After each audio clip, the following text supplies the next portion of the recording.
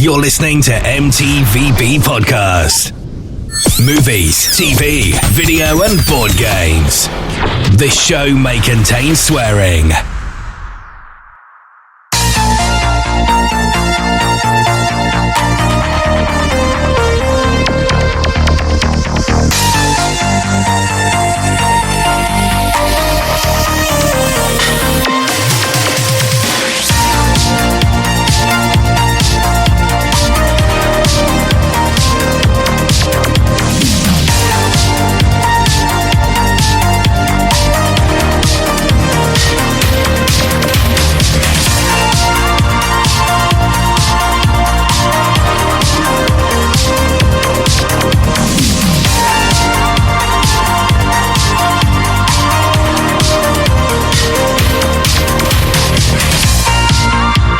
Hello and welcome to a brand new episode of the M.T.V.B. podcast, the podcast that talks about my four favourite subjects, and that's movies, TV shows, video games and board games. I'm your host Anthony, as well as most people know me as the Ant-Man, and welcome. And guess what, guys? We got yet another board game episode for season 3. Woo! 3 in a row, baby. I love this. I'm joined once again by the man who puts the me in the meeple-minded. Jason, how are you, sir? I am really good, thank you. Great intro. Oh, awesome. Thank you. I get better this every time, don't I? Oh, yeah, definitely. And the lady that's here to represent our 3% of our female listeners, Kyrie, how are you? Good, thank you. Guys, welcome back. Thank you for coming on again for yet another thing that we love to talk about, which is board games. Woo! Jason, whilst we've got you, I didn't do it last time. Tell us what Meeple Minded is, where they can find you, and how they can subscribe to you, sir. Okie dokie. So, yeah, the Meeple Minded is a podcast, a weekly podcast where we talk about nothing but tabletop games. So, board games, role-play games, war games, all of that jazz. Even topical discussions about anything to do with tabletop gaming. So, yeah, great fun. You can find us on literally any podcast platform. Just search for the Meeple Minded. And yeah, you'll find us. You'll find me and my co-host James. So yeah, nice, great fun. And I've also been a Stargate on my episodes. Listen to that as well. Boost up their listens. Woo! So welcome back, guys. So we're going to be talking about. I didn't actually mention it earlier on. We're going to be talking about our top 5 board game expansions. Yes. And I imagine for you, Jason, that this was a very, very tough list to do. This was an incredibly, incredibly tough list to do. I've lost track of how many expansions I actually went through to try and put this list together.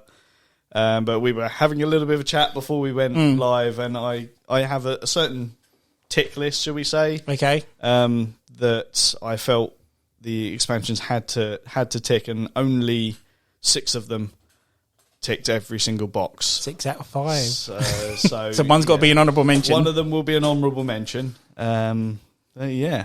Nice. It was a very, very tough decision. I can just imagine you going through that massive collection I've seen of yours and just like late at night ticking through. Not this one. I was doing that, but then you've got to take into account all the games that I've played that I don't actually own as well. Okay, yeah. My play, I own something in the region of 150 to 200 games now, but games I've played. Sorry. Games I've played is probably closer to the 600s plus mark at this point. And a lot of those have obviously had expansions. So that's 550 more than I played. So. No. Yeah. What about you, Kerry? How do you get on with your list? Oh, mine was actually quite tough. Yes, I'm quite lucky where I have not got such a large library as Jason, but I've also have a lot of friends who have a large collection as well. And that's how I get to play these games. Exactly. Other people's collections. Saves me a fortune. But then again, I go for the big, expensive ones as well. So it kind of doesn't balance out. But regardless, I don't have such a high criteria list as Jason does. Jason's criteria list was mind-blowing. There's me thinking, well, I enjoyed this, and I enjoyed this for that reason. Jason's going, it has to be a perfect expansion for me to include it on this list. And there's me thinking, got to do that. And there's me thinking... That's me, fuck them. Yeah. And there's me thinking... I have got this expansion. This one's just on there because I like it, and damn what anyone else thinks. But hey, it's your list. We do not discriminate here at the M.T.V.B, so don't worry about it. It's fine. Yeah, your list is your list. I must say, if I have a crossover of you guys on any of these, I would genuinely be shocked, because some of the reasons mine are on there personal reasons. Some of them are just purely because they did a mechanic I liked. Yeah, but these aren't anything that are necessarily huge. Maybe one 2 of them might be big for some people, but yeah, it's going to be interesting. I'm definitely not as stringent with my filter as Jason is. Like, which one was the most fun? You. Oh, fun. That's the one. That's the tick bit I forgot. Damn. Ah, shit. I've got to redo mine. Oh, you got to be honest. You just had fun making the list. I did. I like writing lists and then destroying them. But yeah, I mean, I have to be completely honest. Like I said, I only found 6. So the top 5 actually wasn't that hard for me this time. It's the first time I've ever written a top 5 that hasn't changed once I've written it. Yeah. So this is good. I can definitely say one thing. You're not going to necessarily disagree with one of my choices, but it's definitely going to be an interesting discussion we're going to have on one of them, because I like your points that you've made on this game. You've 100% played what I'm thinking of. Ooh, okay. And 100%. And if you remind me of a game that I've forgotten, I'm not going to be impressed. You do realise that there's probably going to be numerous groans, because as much as I think to myself, oh, I've played quite a lot of games, yeah, these expansions I enjoyed, I'm certain you're going to say something I forgot, and I'm going to go, oh. Yeah. So, I mean, it helps that I'm one of those sad people that I do tend to log my plays on Board Game Geek, and my library is on there as well. So that really helps that I can, when I'm working, air quotes, working, I can be on Board Game Geek going, oh, I've got that game, yeah, I can. What do you mean I should be driving this van? Yeah, it's the same with me. You can tell you work night shifts as well. It's just sorry, officer. Oh, dear. You learn something new each night. This is it. Oh, no, but it's going to be interesting, and I know there's bound to be some entries I'm going to be like, oh, no. I'm interested to see if there's going to be any crossover. I know there's one on my list that I reckon I might cross with Ant on. Yeah, I've got that feeling as well. It's like you said, though, before we started the episode, it's like, where is that clash going to come in? And just to clarify, listeners, no, we have not conferred on our list. So this is going to be genuine surprises here. We've never done that here, because we want the real shot. We want the real reactions here at M.T.V.B. I actually want to put a test out there for your listeners. Okay. Actually see if they listened to the last episode, because one of mine I actually mentioned in the last episode, and even said it's in my top 5. I think why didn't you tell me? I would listen to the episode beforehand. In that case, I'm fairly sure I know which one it is. So the challenge now. Oh, I think I just clocked. Yeah. Stop what you're doing. Stop listening, and literally go and put a comment on Ant's Facebook page and say what that expansion was, and we'll see how many people actually. We might actually send you a copy of that game. I bet no one would still do that, though. In all fairness. A copy of the base game, yes. The expansion. Then they've got to buy the base game. Not the expansion. The expansion's rare as rocket. Oh, right. Maybe not then. If it's the expansion I'm thinking of, then no, you're not going to be sent an expansion. No. Yeah. No. If it is, I'm like 98% sure I've clocked what it is now. You probably have, yeah. Damn, it's meant to be a surprise, Jason. Doesn't matter. By the time it comes back to you, you'll probably forget anyway, so. Yeah, that's fair. The last episode was 3.5 hours long. Yeah, that's true. And thunderstorms, And thunderstorms, which haven't kicked in just yet, so we're doing well so far. Yay. So we'll start off with a couple of questions for you guys. The worst part of the podcast is because I'm never prepared for it. So these are pretty easy ones. Okay, but this one might put you on the spot, and I'm sorry if it does. Okay. But we haven't actually established, first of all, if you actually like expansions, and can you remember what was the first one you actually played? Oh. Second half, because I can't. The second half of that question is going to be very, very difficult.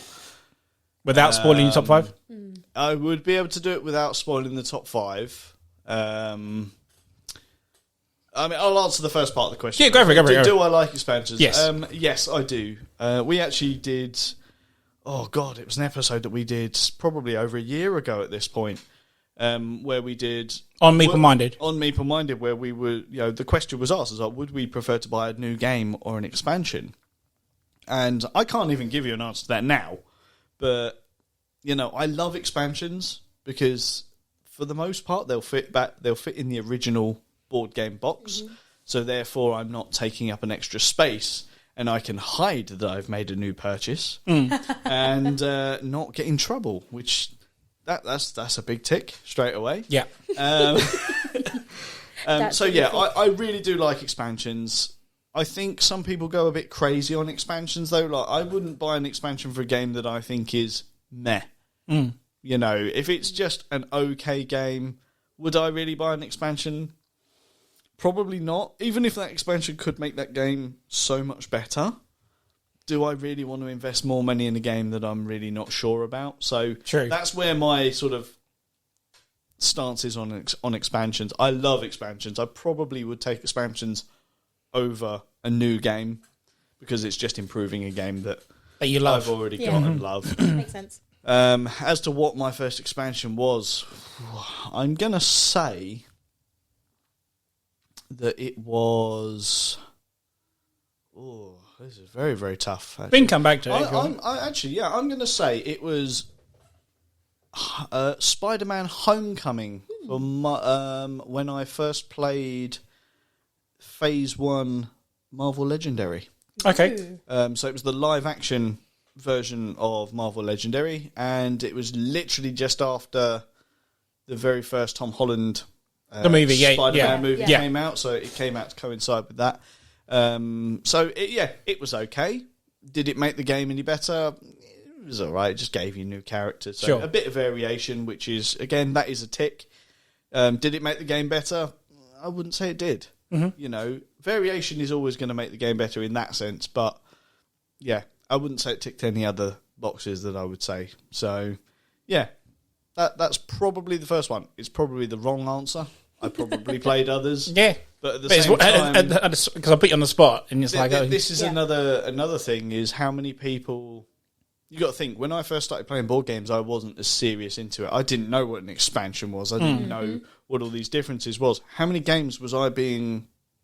asked to play where expansions were being included without my knowledge. Yeah. Whereas now I'm really militant, and kyrie will back me up on this. I'm militant. If I'm playing the game for the first time, it's base game only. Yeah. I need to know how the game works without the expansion that's there to make it better. Sure. Because then when I do put the expansion in, I can see why that expansion has come out. Mm-hmm. That's me. You are going to laugh later, Jason, because just in what you've said there have touched on two really interesting points within my list. Not of games, but just something really interesting, which I'll get back to later. Okay. But no, for me, I personally like expansions. If you really do in a similar vein to Jason here, if there's something you enjoy, instead of... I like taking risks with games, but instead of taking risks on... am I going to like this? Is it going to be worth learning a new game? Mm-hmm. Whereas with expansion, it tends to tweak rules, or it gives you an entirely new element or an entirely new way to play a game, which you already love. You've already invested. Your group of friends may already know the rules. It means it's just that little bit faster engagement, which for me has a bit more appeal than some of the new games, especially if it's a game that I love. Yeah. Because then I get more enthusiastic. It's like, I love this game. It's more. Or some lots of expansions tend to add extra players. I can get more people involved. Yeah. It's all these little elements. So for me, I think expansions are mostly a good thing. However, there's always going to be all elements. Sometimes some things are classed as expansions, which should really have been included in the base game. Yeah, totally. Like that's happened with a lot of very popular games, some more obscure ones. So, but that's always going to happen.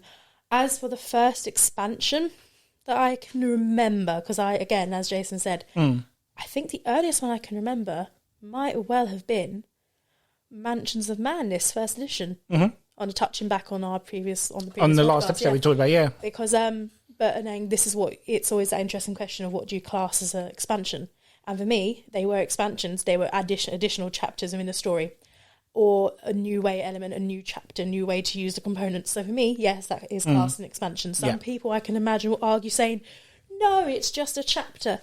But for me, that does class an expansion. So, I think it goes along the lines of what you said earlier just now about what should have been in the core box. Yeah, I mean, some parts of it, yes, because some of them are, especially with them, the ones I played with, they really were just cards, which so they were expansions of the story, but some of them did have other components and everything. So, yeah, as far as I was aware, but I can see also your impressive collection of edition 2 behind you, ironically.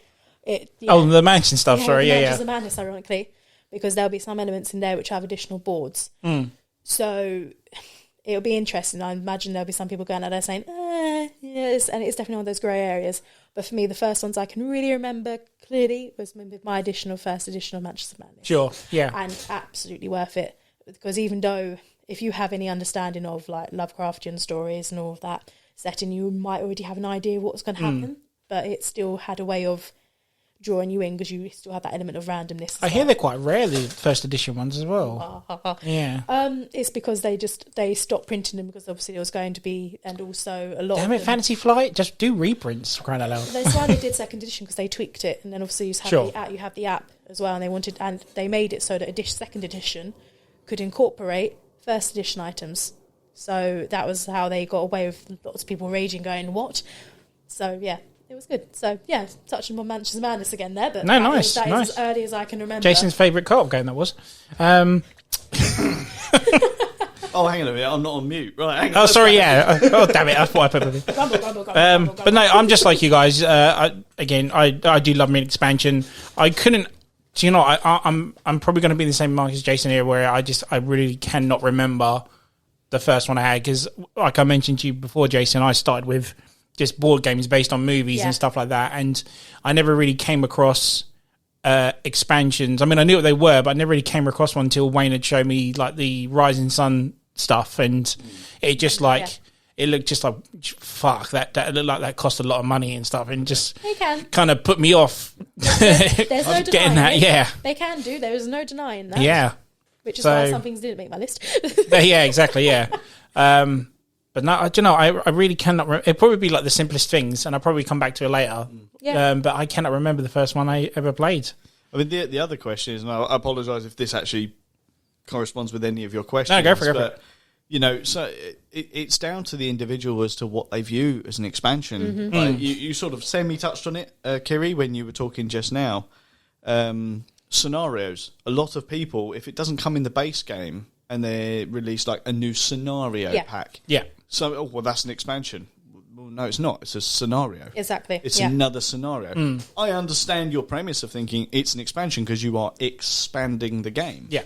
But for me, that's not an expansion, and therefore that kind of thing gets completely eliminated from any potential list of, expansions. Would that include certain card game add-ons as well? Yeah. Not necessarily. Not necessarily. All right, let's rephrase that question. If it's not a card expansion about characters, but a card expansion to a popular card game, I'm not going to say because it might be in anyone's top 5. Could be considered as another scenario? I'll use, say, Marvel Champions as an example. They release regular character packs. For me, they are expansions because they're not a scenario. Yeah, they are literally adding variation into the game. It changes the gameplay completely because your play style is completely different. Therefore, that would be deemed, in my books, as an expansion. Now, I appreciate that everyone's views on that will be different. Yeah. But for me, that's where my mindset lies. It's interesting to hear it from other players' sides of it. Yeah. Because because like you said, I wouldn't have thought of it as a scenario. I didn't even think of that. Because I think of it as a scenario if I, let's say, for example, downloaded it from the app, for example. That to me would count as a scenario, but again, exactly. this is what the podcast is all about. This is what we'll come to different people's opinions on it. Another one that we could chuck in there that I think we're all eagerly anticipating is Nemesis Lockdown. Yes. It is openly published as a standalone expansion.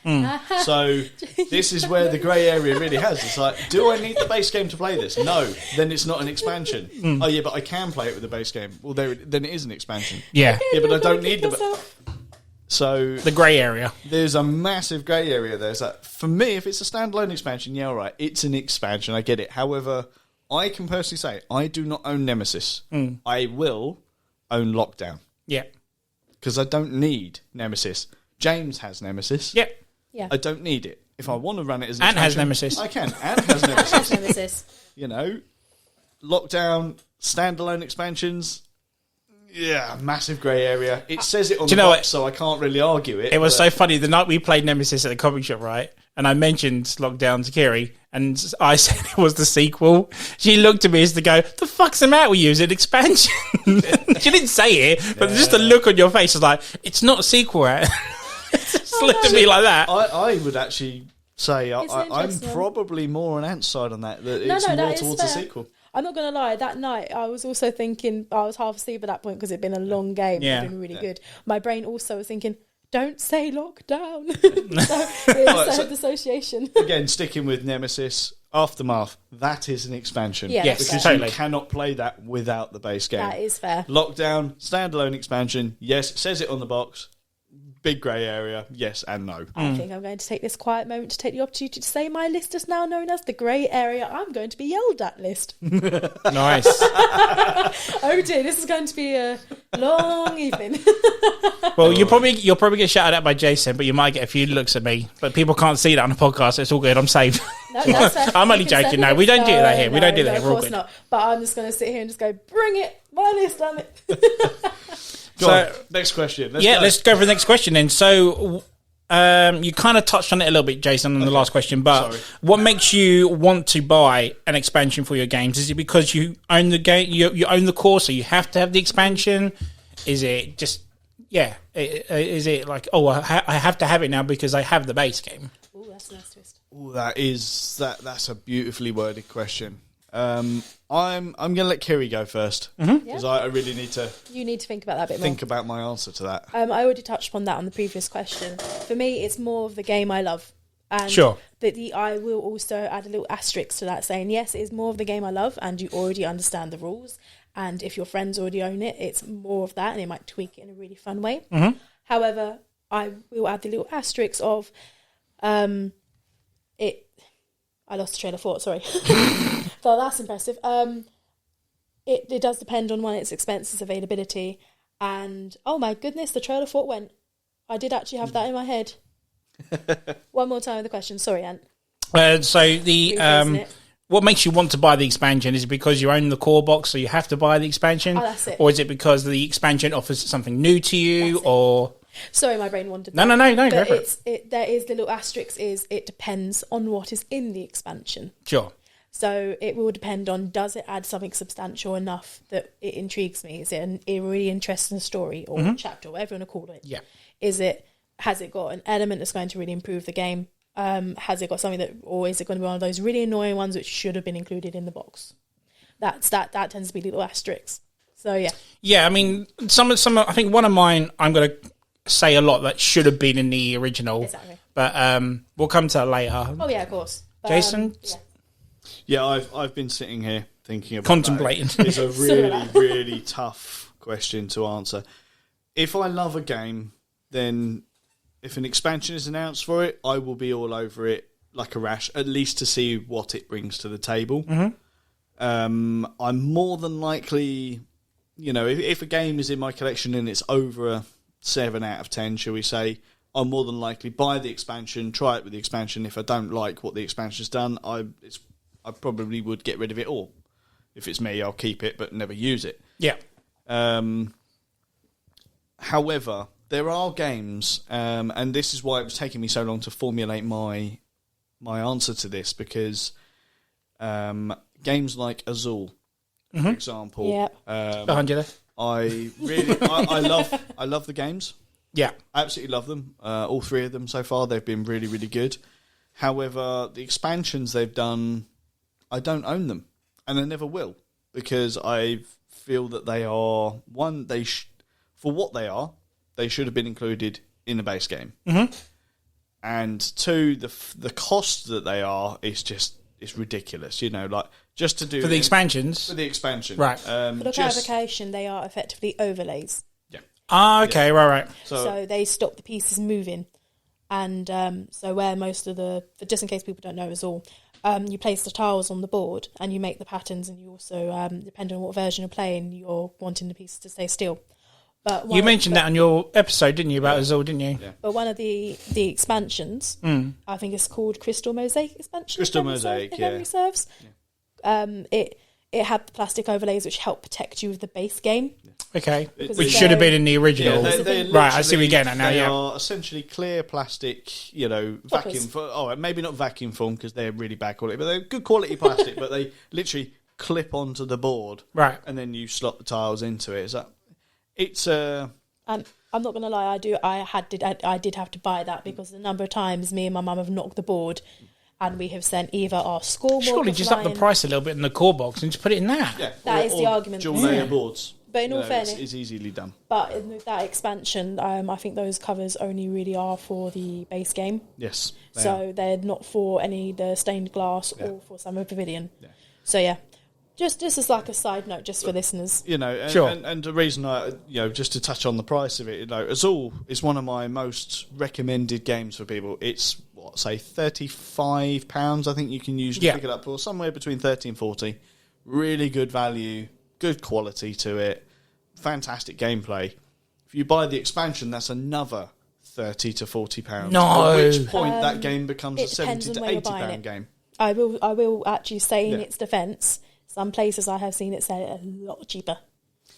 Again, shop around and you will find it. But I'm talking RRP prices. Yeah, that game suddenly becomes £70 to £80, and it is. But it's not just overlays in that box, right? No, there is actual stuff to expand your gameplay, right? About that particular game, it gives you also alternative double-sided boards for you to play with, so it gives you more variation to play. So it's effectively known as variant play, as well as the plastic overlays, but there's no resin pieces in it. No, there's nothing else, and to say that it's the same cost as the original base game, it's not good enough for me. I must admit, though, I've seen it being sold for £15, which for me is much more reasonable. That's a bit more reasonable. But it doesn't take away the fact that something like that probably really should have been included in the base game. Just for klutzes like me. Who are going to accidentally click the board almost most games to the point where it's like, and we now have to slot it into the centre of the table and reach. Yeah.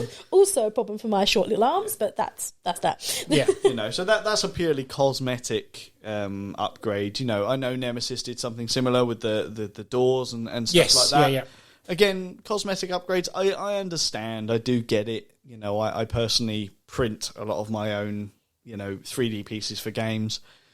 But I look at. We'll just look at your shelf, for example. I would use Marvel United as a good example. I like that game. I really do like that game, and I am going to own the base game. But I would be happy with just the base game. Yeah, it's not a game that I would go right. I need to now expand this. I'm happy with as it is. Yeah. So absolutely, To basically answer your question, if I had a game, do I feel like I have to expand it? No. Yeah.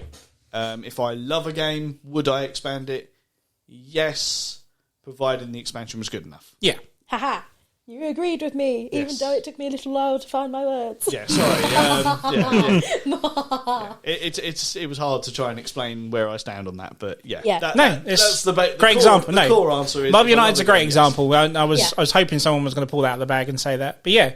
I've just done it because I friggin' love Marvel. So that's fair. I will say they are fun to paint, though. But in all fairness, you kind of topped me on a different Marvel game. Yes. So there you go. See, so we're balancing it out the Marvel stuff here. Exactly. I still need to get you to play my collection of that as well. I do, yeah. Because some of mine's in there, but I don't have as big as yours. That's just ridiculous. Now, gentlemen, it's not about how big it is. It's about how well you use it. It's how you use it. Exactly so.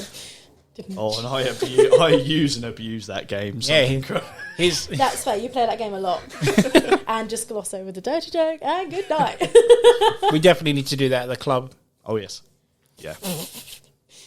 Share who's got the bigger pile. Yeah. Gentlemen. Anyway, question 3. Providing what you're getting for your money, do you guys prefer the bigger or smaller expansions? Oh. Yeah, you're going first on that one.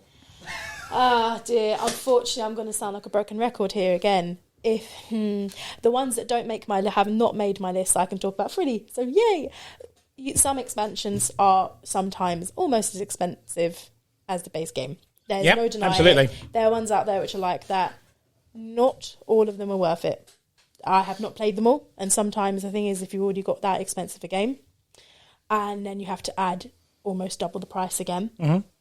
For most, unless it is a game I am absolutely passionate about, not going to dream about it, not unless I know everything in that expansion and it has to be 100% worth it. For me, I tend to find smaller expansions are better because they tweak a game or they just add an interesting element. I also, sounding very hypocritical on the other side of the coin, I'm not going to lie, there are some expansions out there which really add more to the game. If you have a game which you absolutely love base game wise and you just want more, I'm not going to lie, sometimes if you are just that, if you really do just want to have more of that story, more of that experience, even if it doesn't always add as much as it could, if it really is a drive because you love that game that much. I'm sounding so opposing to my own comments earlier, but sometimes on some occasions some of the more big expansions are worth it in my books. Again, I think the question really aims of depending on the actual game itself, isn't it? Because say like Blood Rage, for example, what have you got? No, sorry, let's pick Ankh, for example. There's an expansion I want, which is to have more Monster Guardians in it, and it's like, do I really need it? No, but again, if it gets played enough, it could bring more to the table, and it's a big box, but it's priced quite low. But it's just like, what do I do? Yeah. Do I? Don't I? I cannot tell you how much I'm going to enjoy just hearing you both grow later when you realise. Because again, this is touching upon my number one expansion in this one. So I'm not going to discuss that too much. But it is one of those things where it's going to be that it depends. Okay. it just depends. I'm intrigued now. Yeah. Okay, so we come up with an answer? I'm sorry, I'm being so as with everything when it comes to me and talking about tabletop games, I'm going to give you a nice convoluted answer. Nice. I'm going to... Wouldn't expect anything more. I'm going to split it in two. Okay. If we are talking Kickstarter and crowdfunding, it's go big or go home. Okay. Yeah. That's You know, because I've not played the game or anything, or maybe I have played the game and this is an expansion, a crowdfund. Generally, if I'm crowdfunding, my filter is ridiculous. It is go big or go home. There's no point, especially if there's exclusives and all that kind of stuff. That's it. That's a nice simple one. Go big, go home. Don't care sizes or anything like that. Yeah, don't bother looking on Kickstarter if you're not going to fork out. Yeah, exactly. If we're talking retail, that's where it does get a little bit more picky choosy, and I'm going to use Root as an example here. I have my base game, and I have two of the multitude of expansions that they have. They are both big box expansions. I have had, up until now, zero interest in the small box or smaller expansions they've done. You've got the Artisan pack. Okay. You've got the Vagabond pack. Yes. And stuff like, and the resin, again, it's another cosmetic one, but resin, clearing markers. I have no interest in that because they don't bring as much to the game as this big box one. I love Root. These big box games bring a lot to the game. Therefore, they are my primary purchase. And then once I've got those, I'm not saying I won't then go look at smaller stuff. Okay. But when I'm thinking about expansions, I am doing my research. I'm doing my due diligence, seeing what's what does it bring to the game? Do I think that's good, or is this better? Right. That's if there's multiple expansions available. But yeah, out of choice, would I prefer smaller or a larger one? Smaller ones fit in the box better. Yep. Yes. 100%. But larger ones tend to change the game more. They tend to tick another. They tend to tick another good expansion answer. box. Yep. Yes. You're much better at making these points concise than I am. And he says he's not. And he says he's not a professional. Well, I beg to differ there. No pros here. Just there's definitely one. Just an opinionated wanker. You heard it here first, there, guys. He confessed. I can say that on here. It doesn't work so. I was like, welcome to the Meeple Reminder, where you're talking to an opinionated wanker. Cool. I think it's fair to say we all are fairly opinionated. Yeah, that's the point of a podcast. Exactly 10 people's opinions. Yeah. So number 4, and the final question here I've got for you guys is kind of sort of a repeat of number 2's question. So when it comes to the expansions, with certain games, do you feel like you have to own the whole set? Oh, that's a good one. Or just maybe feel like you brought up Root earlier, like you said you wouldn't buy the smaller ones, but then deep down, would you feel like, well, I kind of need to have the complete set? Do you have that running through your head sort of thing? Or So we'll stick with Root.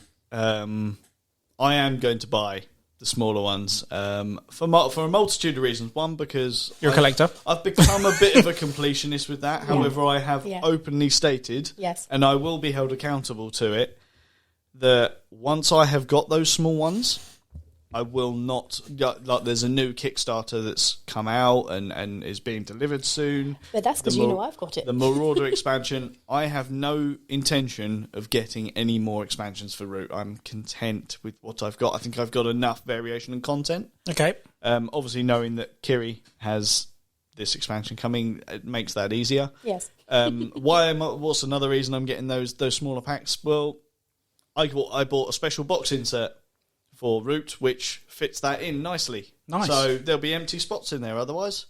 So, completionist, got to have something in those spaces. So yeah, I'm going to complete Root. Again, copy and paste answer from question 2. If I like the game enough, if I love the game, then go all out. Then I'm going to go all out. If I don't love the game, I think more consideration will be made. Likelihood is I'm a mug. Would that come into price factor as well, though? So, say for example, you're down to the last small box from Roots, but then you find out it's hard to find, and it's probably going to cost you over £100 to get it. Do you still feel the need to do it to complete it, or do you think fuck it? I'm not spending over £100 on a piece of paper. In that instance, I would actually talk about one of my top 5s at this point, so I will touch on that later. Okay, fair enough. Yeah, that's fine. But to answer that on the Root aspect. If, say, the Vagabond pack was over £100, the answer would be no. Yeah. It's not worth it. Mm-hmm. Doesn't bring anything to the game other than some extra little pieces and a few extra cards. The Artisan pack, again, it's a few extra cards. If it was, and they sell for about £15 to £20 each. That I would pay. Upwards of 30 for those? No, I probably wouldn't. That was a good answer. Moving on. In all fairness, no. As concisely as I can think of how to explain it, it has to depend on the game. If it is I am very much a completionist. I don't deny I'm definitely a collector. Mm-hmm. There's no point in me denying that. So that is already going to be a bias and factor. It's going to be a bias. But I won't deny that even though I am definitely that collector, if it adds something and it's a game I love, I will do it 100%, no hesitation. Yeah. But that said, there's another game which is like my baby, like Kingdom Death, where I have not got all the expansions, even though I want them. I cannot justify the price. The price on them, yeah. Especially since I've yet to pin people down to go and take it to the table. I can only play solo so many times, but no. I will. Again, those expansions I do actually want, but I can't justify the price at the moment. Yeah. So, and also they are hard to come by. So bring on Black Friday sale. But and watch as everyone beats me. Anyway, it does depend on how much I love it, and the price factor is an element. Mm-hmm. But I do find myself more inclined to it's go big, go home with Kickstarters if it's a game I love. If it's an expansion released on Kickstarter, if it's something I know I love, I know I'm going to make the most of. Especially if I know it's going to see the table. Does that make sense? Yeah, absolutely. So it'll be touched upon in my that was another thing I was going to bring up, because I'll be honest, I have sold quite a few expansions because it's not just a case of the game doesn't come out as much, but the expansion itself doesn't come out as much, and it's kind of a shame that we kind of chip in quite a bit for all these expansions and they don't meet to the table as much as they should do. Exactly. It's better than just have them sit there collect dust at the end of the day, isn't it? I've always thought, to be honest, on the lines of expansions, I've always thought that certain companies just get to a point where it's like a record label for a band going, well, we want you to put out this CD, and the band are like, well, we've got no inspiration. Well, we don't care. We just want the CD. Yeah. We'll say Metallica, for example, the Saint Anger album was wank. They didn't want to make the album, but the record label wanted them to. Transpose that over to any business. Any business can do that.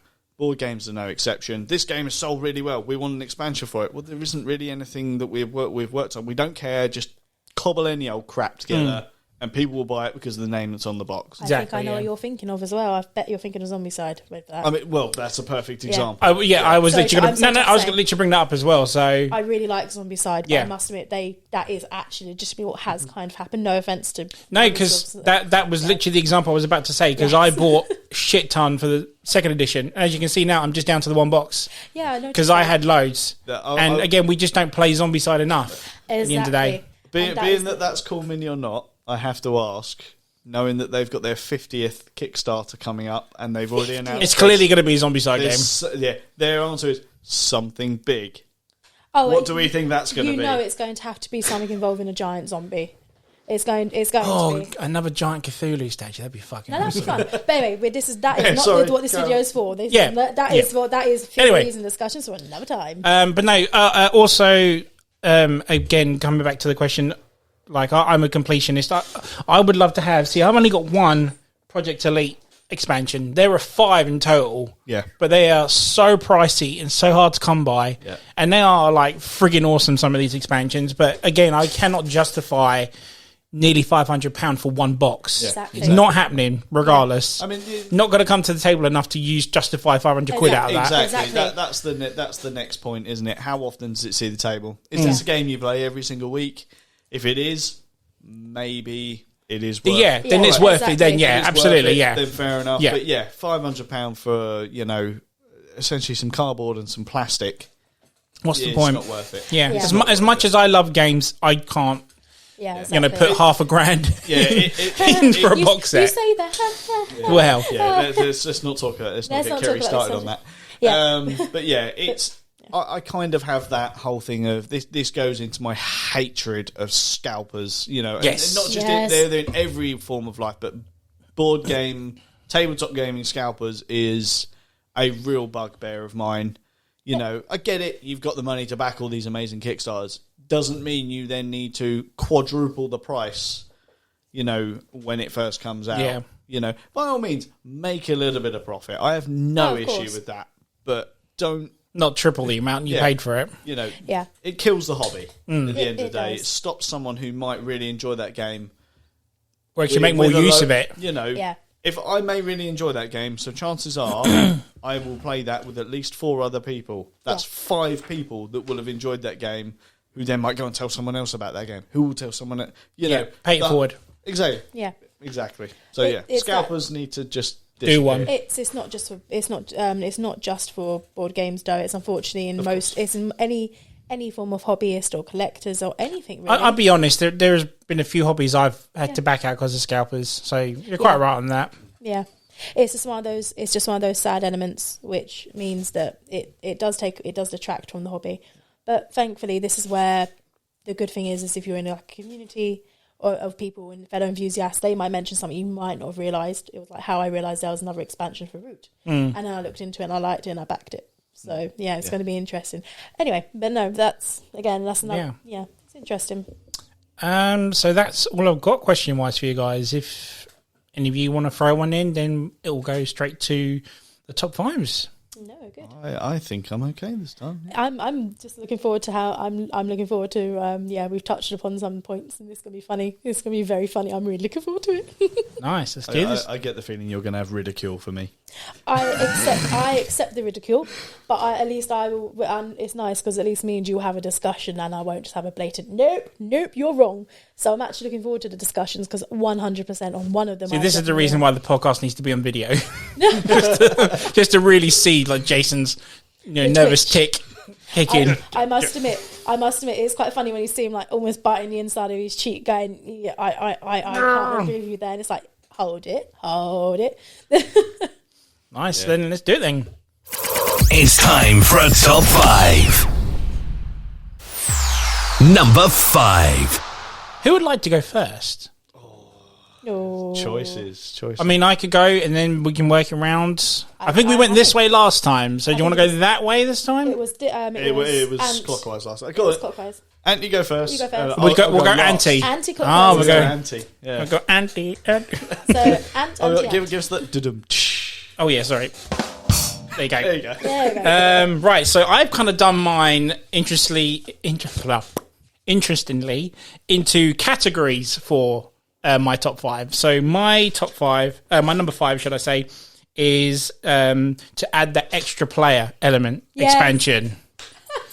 And mine is Scythe. Now, the reason I picked Scythe is because when not long after me and Jason played it, I bought this, just the normal version of it, which is 5 players, isn't it? The normal version? I believe it is, yes. Got my guys to play it and frigging loved it. But again, my gaming group are quite a big bunch of groups. I think there's like near 8 to 9 of us, whatnot. Wow. Only to find out that the expansion can make it now a 7-player game. That's huge for your type of group. Exactly, and which is frigging awesome. And they love it to this day. I mean, not only does it just give you the extra player expansion, it gives you a board expansion, gives you a modular board expansion. You've got the Wing Gambit expansion. There is endless amounts to it, and it's more bang for your buck. And I just think it's 100% worth it, because, and in all fairness, Scythe goes to the table quite a bit, so that's another reason why it's got to go on my top 5, because it's everything we need plus 2 extra players at the end of the day. And I can't say enough about it. My guys are probably listening to this episode now going, yes, he picked Scythe, yes. Absolutely. If it gives you that much joy, then absolutely it should be on the list. Yeah, because the thing is, sometimes when I meet with my group and there's like 7 or 8 of us and there's a 5-player game, whatever, then a couple of guys have to team up, and it's a bit, it's not as great, and they don't get the experience much with that particular game, for example. So I love games that bring that extra player element to it. But then this is going back to the question I said about, or you brought up, that should have been in the game full stop. If games that can expand, or certain expansions can bring extra characters or extra players to that, then you could have done that in the base game full stop and just had the option at the end of the day. That is fair, but there's always going to be that also just one element of that we didn't touch upon is there's only so much they can put in a base game without having to jack the price up. True. But it is a very valid point, but I just don't feel like I don't want to downplay too much on the... No, not at all. I mean, the extra 2-player expansion is not an awful lot for Scythe at the end of the day. I think it is quite hard to come by now, but if you can get hold of it, it was only like 20 odd quid or something. Yep. So it's not time of purchase, at that time of purchase there, but yeah, it's I just felt like especially when you have the board expansion extra one that you bring to the table. Is that the one that is on the reverse of the standard you have to, one? That's it, and you have to. That's it, and then you have to add it. Yeah, when you look at something like that, you think to yourself, you could have got 2 extra players on there. Full stop, regardless. Brings it out to a war game, a proper war game. Absolutely, It's and really, it's really cool. friggin' awesome. Yeah. It's like, damn, that is awesome. Especially when you got that. If you get the full player count around that, just to get them all crowded around, and then just minis everywhere. Oh, plastic crack everywhere. It's and then amazing. when you've got it on a normal board, it looks like there's just too much on there. Like, with the player mats on top as well, or not. And then when you've got that big expansion, it's just, that's how it should be in the first place. That's what it should have been done in the first place. Again, the board expansion isn't an awful lot. It's like another tenner or something. Yeah. I haven't actually played the modular board yet. We still need to try that with my guys. But I love that because it's different every time you play it. It brings more to the table. Mm-hmm. And another reason why it's just a damn good expansion. If you don't mind forking out all for the couple little bits, like you said, it's a small price here and there. Maybe it's a couple of big boxes here and there. Very much like Root. Yep. Yeah. Then it has to go on the list as that. Especially if it's something your group enjoys that much, absolutely. Yeah. And it's so weird because when I was playing with this with Jason, I thought my group would like this. But then when you set it up and you put it on the board and then you've got to add this piece and then add this piece, I'm like, I don't know what I've done now. I think I've just wasted 50 quid. And they're all looking at it going, what? And then this and this and top. And then they have a blast every time. Yeah, they freaking love it. So that's a really good, strong start to the yeah, I mean, it wasn't going to go on there. I was going to have something else on there. But I think my guys and myself, because we love that game, it'd make more sense to have that on there instead of that. So, that's my number 5. Well, that could be honourable mention later.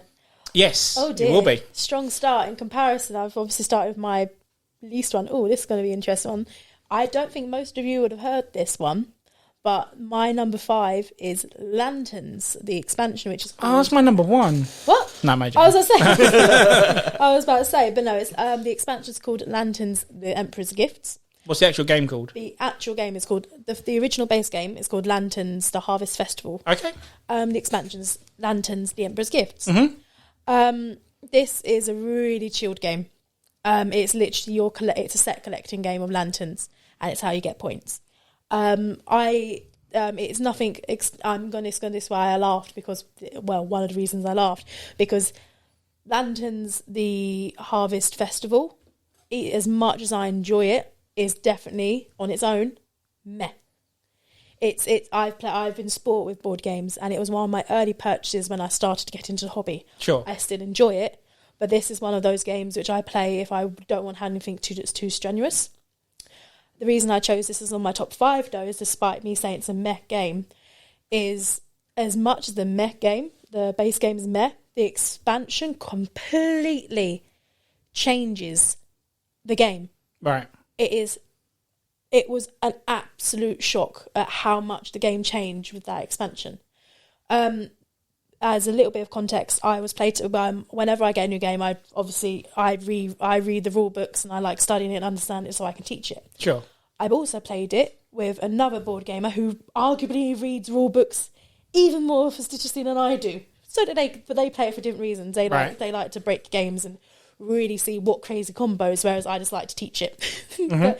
but both had a good mindset for it. And we found with the base game that it turned out you could easily break the game so someone couldn't win, at least in a 2-player version, if you got this one and this one and this one first. That was it. No matter what the other person could do, just by pure maths, right, they had no chance. The expansion introduced elements which allowed you to not only get other ways to get points, so if you're lagging behind, you've got a good way to close the gap. Sure.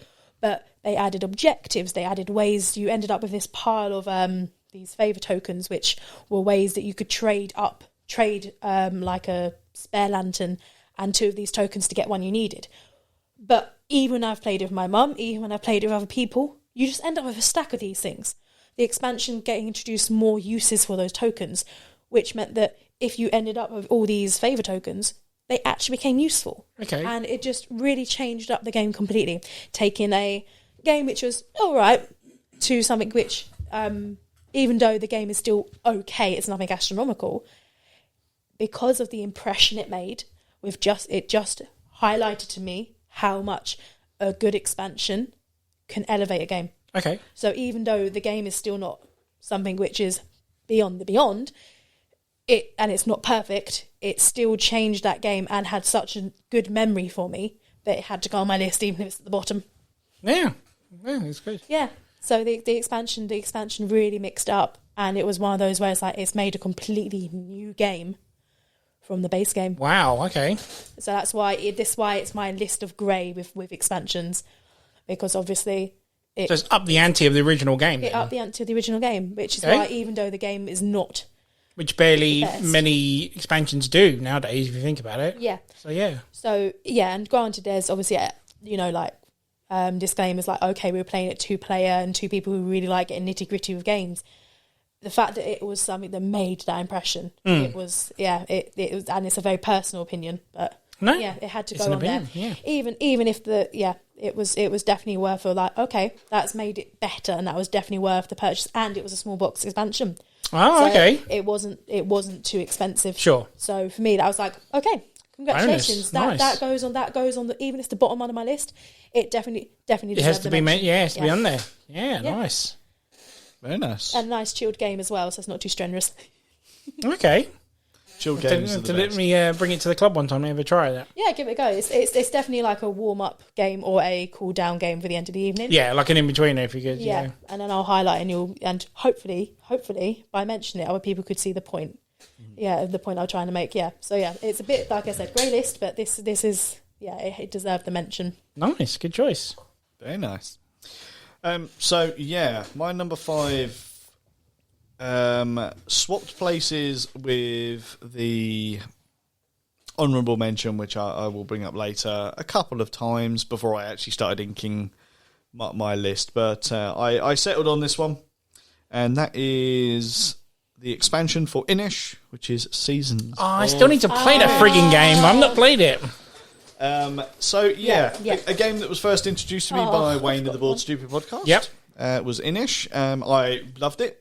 I went out and managed to get my own copy of it, and now it's gotten to the point where I feel that the game is good.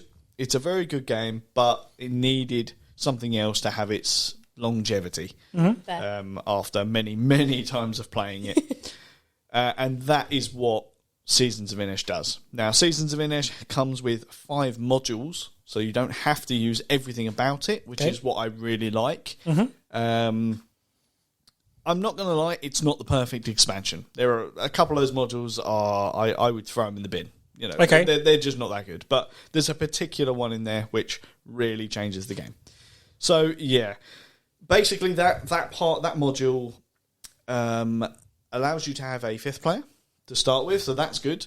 More players means more strategy. Excellent stuff. Nice. More backstabbery.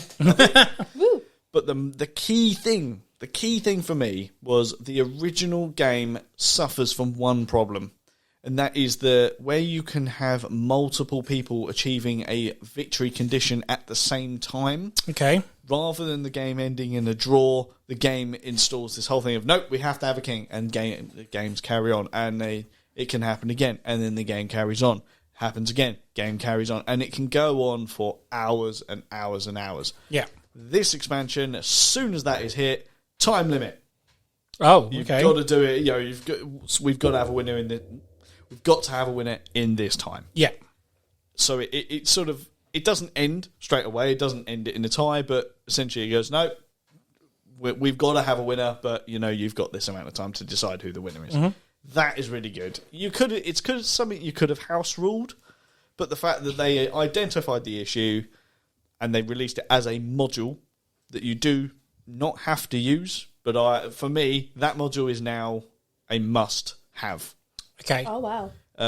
It's obviously the expansion also gives you 15 new epic tale cards. It gives you the 5th player, some more miniatures, all that kind of stuff. It's a lovely little expansion, but that is the part of it that got it to the list. Nice. Because it changed the game so much and made the game... It refreshed the game in my sort of, oh yeah, no, I really want to play Inesh. Whereas I was playing it a lot and it's like, well, this is starting to get... You know, and because people were starting to learn how each of us played, there was more people getting those winning conditions. And then so when you've got a 3-way split of everyone achieving the same amount of victory conditions, it's like, well, now we're all in this end game of slogging it out. I was like, do you know what? I'm drained. I'm bored now. This needs to end. And, you know, it was getting to the point that I was finding myself throwing the game. That's not such a good sign. You know, and that's not a good sign for me with the game. Is that I didn't want this game to become one that I would eventually see the sale pile. Yeah, fair. And this expansion has saved it.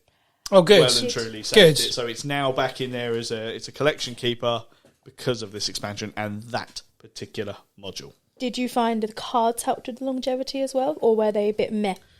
The cards have helped. The problem, I would say, is some of them are very module dependent. Okay, that's so because one of the modules is actually an epic tale module where it would use all 15 of them, whereas only some of them you could use in normal gameplay. That's right. So that's a bit of a shame that, you know, you have to play a whole module in order to use the cards. I think obviously if you've got 5 players, that's a module in itself. Yeah, fair. Is a 5th player, so you could play 2 modules. You could play all 5 modules if you really wanted to. And I would say, as I touched on it earlier, modules 3 and 4.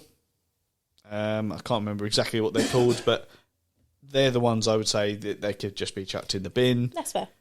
Because they just add more complexity to a game that does not need it, and it actually made the game really difficult by having them in it. So, yeah, it's not the perfect expansion, but that particular module is so good that it needed to be in my top 5 because it changed the game that much. No, that was a really good point there. Yeah. So, yeah, there you go. The add-on that saved the core game. It did indeed. Nice. It did. It's a sign of when an expansion does its job. Exactly. Yeah, there we go. That's the key tick. That's the first tick for me on my tick list is, you know, an expansion has to make a game better. Fair enough. Even if it's a little bit. Yeah. As long as it makes it better in some way, shape or form, it's done its job. Nice. So, yeah. I think you've done some good picks so far. Oh, yes. Let's carry on with number 4 then. Number 4. So my number 4 is gone in the category of day one expansions. So the expansions that came out the same day as the core box did. Oh. It's no stranger when it comes to board games with me. It's Nemesis. Fair, well played. And let's face it, the fucking expansions for that straight off the bat on day one were astronomical. Like you said, Aftermath, Void Seekers, Carnomorphs. The not so ones are just basically cosmetics, which is the Kings and the Cats as well. Was just it's a nice little add-on, but let's face it, it's just not necessarily needed. But the other cosmetics as well, which you said mentioned the doors, the airlocks, and sorry, not the airlocks, the AirPods, escape pods. Sorry. Yeah. But the fact that it can all be used on one board, it can all be connected to one another. Like Aftermath could be, you finish the core game and Aftermath can be used straight after that. I love that idea because, again, it's very thematic for me and my sci-fi horror. It's like, these are the guys that come to save them. It's like, have you enjoyed getting butt fucked for the last 2 hours? Have some more butt fuckery. It's like, how can you not? To be honest, that sadist part of me, even after a long game like Nemesis, that sadist part of me really does actually want to play that at some point. Yes. Yeah. Even though that will be one hell of a game day, like the main entree. Yeah, exactly. The and game. Just some of the lore that they've put into these characters, I love the idea that the Void Seeders, for example, don't essentially kill you. They make you insane. The whole point of them is to fuck with your mind instead of just your butt. Instead of your butt, we're going to fuck with your head now instead. We're going to skull fuck you instead. It's about because they can take control of you. Exactly. It's such a great mechanic. Yeah. It's so awesome. And some of the detail on these minis we've seen them for the core base. Let's face it, the Carnivore ones are so fucking detailed. And even they're the way they mutate through the ship and stuff is just, it's my wet dream of a board game. I friggin' love it so much. The only issue is it's back to what I was saying where it never met the table enough, and I don't actually have any expansions for it anymore now. I literally just had the core game because it never came to the table. No one wanted to play the expansions with me, even though we as a group forked out for it day one. So I mentioned it, so I played it with Board Stupid. They introduced me to the game. I knew of it beforehand, but I never actually played it until then. And then I spoke to my guys about it, and they friggin' loved the idea of it. So as a group, as a gaming community, we all chipped in for it. So no one actually forked out for the whole thing. Yeah. We all chipped in £40 each or whatever it was, and which made up to the thing. And we all chipped in together. We played the base game. We played it a ton of times, and to a point we just forgot we had the expansions. And then we got into COVID, we got into, being locked away from one another, and it just, again, when we got back to one another, other new games came out, the expansions were just left aside. It's just such a downside because I think we did get to playing once, because I think I asked you to get in touch with someone to paint some of the models for me and stuff like that. But I just love the fact that straight away, you didn't have to wait any longer. It was just there for you. Those expansions were right there, day one, as soon as the core came out. And it was I just love the idea of having it all there, not having to wait another year or 6 months or so for the next expansion. That's why it's on the list, because just the availability of it there on day one. So that's why it's on there. That's why it's my number 4. That's really nice. Yeah. But it doesn't also... That is also a credit to the core game, though, because even though you sold the expansions and all just that, the expansions, yeah.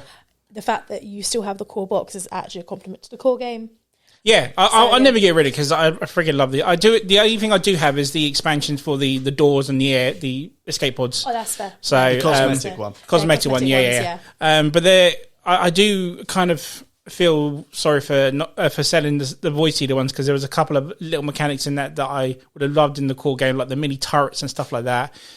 But hey, it's better than just, sitting there collecting dust. Exactly. Someone can actually play the game, like Jason mentioned. Like, I didn't sell it like a scalper price. I sold it for what I paid for it at the end of the day, and it's gone to a better home. So exactly, and you've also done it at a fair price for us. So good. Exactly, That's good. That was a really good choice. Yeah, Nemesis pops up every time. The only time it hasn't popped up in the top 5 was on Jason's podcast, because it was top 5 at the time board games. But if it was top 5 of all time, it would have made it on there. Yeah. That's why I was pissed off I was never on his Nemesis episode. Anyway, moving on. Number 4, Kerry. What's your number 4? Now, this one I'm certain that you've I know you've definitely played it, Jason. I'm not sure if you haven't, but I'll be surprised if you haven't. Okay. Machikoro. No, I've never played it. Okay. Now, I know of it, never played it. the reason why I was chucking in earlier is, again, we touched upon this in the introduction. When I first played it, I played it with the expansions. I had no idea it had expansions until I was researching for this podcast. Okay, right. So, yay, thank you for fun fact finding. And then It's made the game even better now. it has, because the elements, both expansions, there are two. There's Sure. Millionaire's Row and Harbour. And because I have played it with those expansions included from the start, I can understand exactly why those expansions are necessary. And I can understand why they are so fun. And because I then looked at what the base game came with, and the base game itself was wicked. But the expansions themselves, for a bit of context, the harbour allowed you to pay a little bit of... It's a bit cruel, but you could really screw over other players. They introduced sushi bars. Yeah. Which meant that if somebody kept rolling a 1, which when you start the game initially, for context, so I should give you a bit of context since you haven't played it, you are effectively trying to build a good town. You are trying to complete all your landmarks first before any player. The landmarks are expensive to make, so you need to make money. Sure. So you end up building all these buildings in order to help generate your income for your town.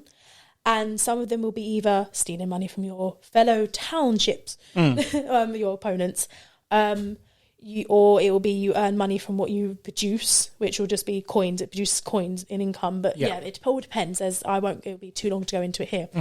But the expansions introduced a way to screw over, there's no other polite way of putting it, screw over somebody early on in the game. Okay. If they started to creep ahead. And it meant that you could try and catch up. Further, and then even in the late game, it then had different fishing boats, which allowed everybody to get a massive boost of the money, which was fantastic. Yay, nothing's elevating when you get to roll those dice. You roll high and you all get lots and lots of money. But the question is whether you get to keep it. Because some of the expansions also meant that there are some cards which meant you then got to pull all the money together and then have to redistribute it. Okay. So it meant that you got all this money. Oh, good. Everyone has now caught up to an element. Or, oh, look, that person's got 0 money because they have not had such a good game because the dice have just dicked them over. And, oh, look at that. They've now got a bit of money to play with. They're back in the game. So for me, it's already on the list alone for the fact that it allows players to be a bit evil to each other, which I always do. I do enjoy. Sure. It also means that if you're fortunate enough, it does mean that you can get back in the game and get a bit more engaged, stay engaged in the game. And of course, the most magical number thing, 5th player. Yeah, it allows you having the 5th player. So, like I said, as I said at the start, didn't know I was playing with the expansions. Absolutely worth the expansions. I looked at the game beforehand without the expansions. It was still a good game, but it really was easy to see how it wasn't as fair. If somebody got really lucky with the dice rolls, you would have a runaway. So the expansion gives you that chance to catch up, like you say. In my opinion, yeah. I'm sure there's going to be some people out here saying, oh, it's probability, it's chance and all of that. Yes, it is. But it does mean that in my books, it means it has this gross level of unfairness because obviously if somebody's had a really good game, sure, it screws them over. Which is an element which some people might get a bit sour over. But the fact that it keeps the other people engaged, it introduces another player, it's still a fun game. And you can be a bit evil. It has to be on the list. Yeah. It's as simple as that. And makes me want to play it now. It is a really good game. Again, it's going to make me sound like a lazy player. But again, it's one of those really easy, chilled games. A really easy, chilled game to play. And 2 chill games in the top 5. Yeah, this is the grey list. This is why I'm waiting for Jason to yell at me because these are what some people would call a bit more casual sort of games. Okay. But for me, they just add to a game. Right. It's in your list that you say? No comment. Jason, you're number 4, sir. No, I don't actually have an issue with that. It is a very good game and the expansions are good. It's not something that's high on my list, but I appreciate why it's on there. Yeah. So I do understand that. So it's coming. I sense it brewing. In the fact wait till he hears my number 3, then it's coming. So, in the fact that you think that I might be confused by that one, maybe? No, not confused. Or angry? Not confused. It's the fact that you know how much of a hardcore gamer I am, and that's on a top 5 list of, considering you know the games I actually like to play, I chose casual games. On those exact guidelines, I think you might say the same about me for this one. Oh, bring it. Because this one actually shocks... I shock myself by including this expansion on the list. Not because it's a bad expansion, but more because I actually feel this expansion goes under everyone's radar. Oh? And that is On the Brink for Pandemic. Oh, of course, yes. Okay.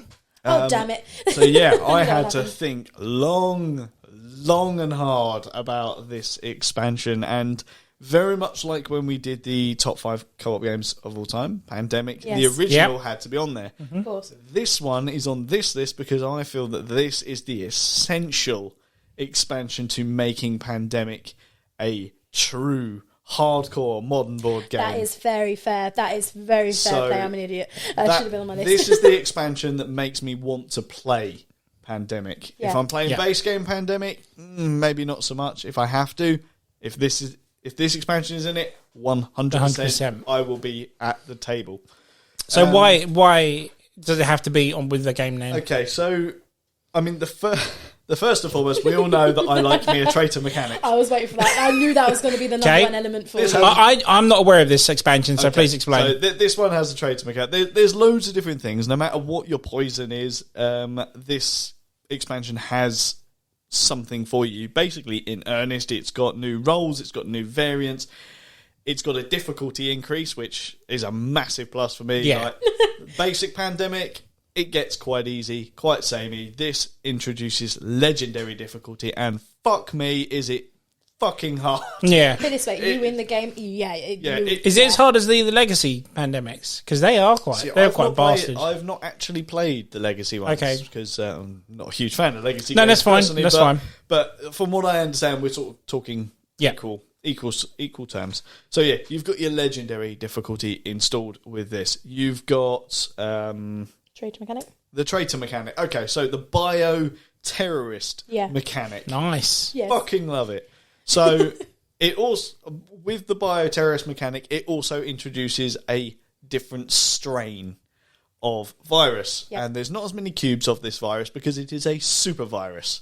Whoa. So the terrorist is basically going round spreading this super virus. So not only have the players got to deal with the constant outbreaks of the standard virus, they've also got this wanker going around going, even more deadly shit.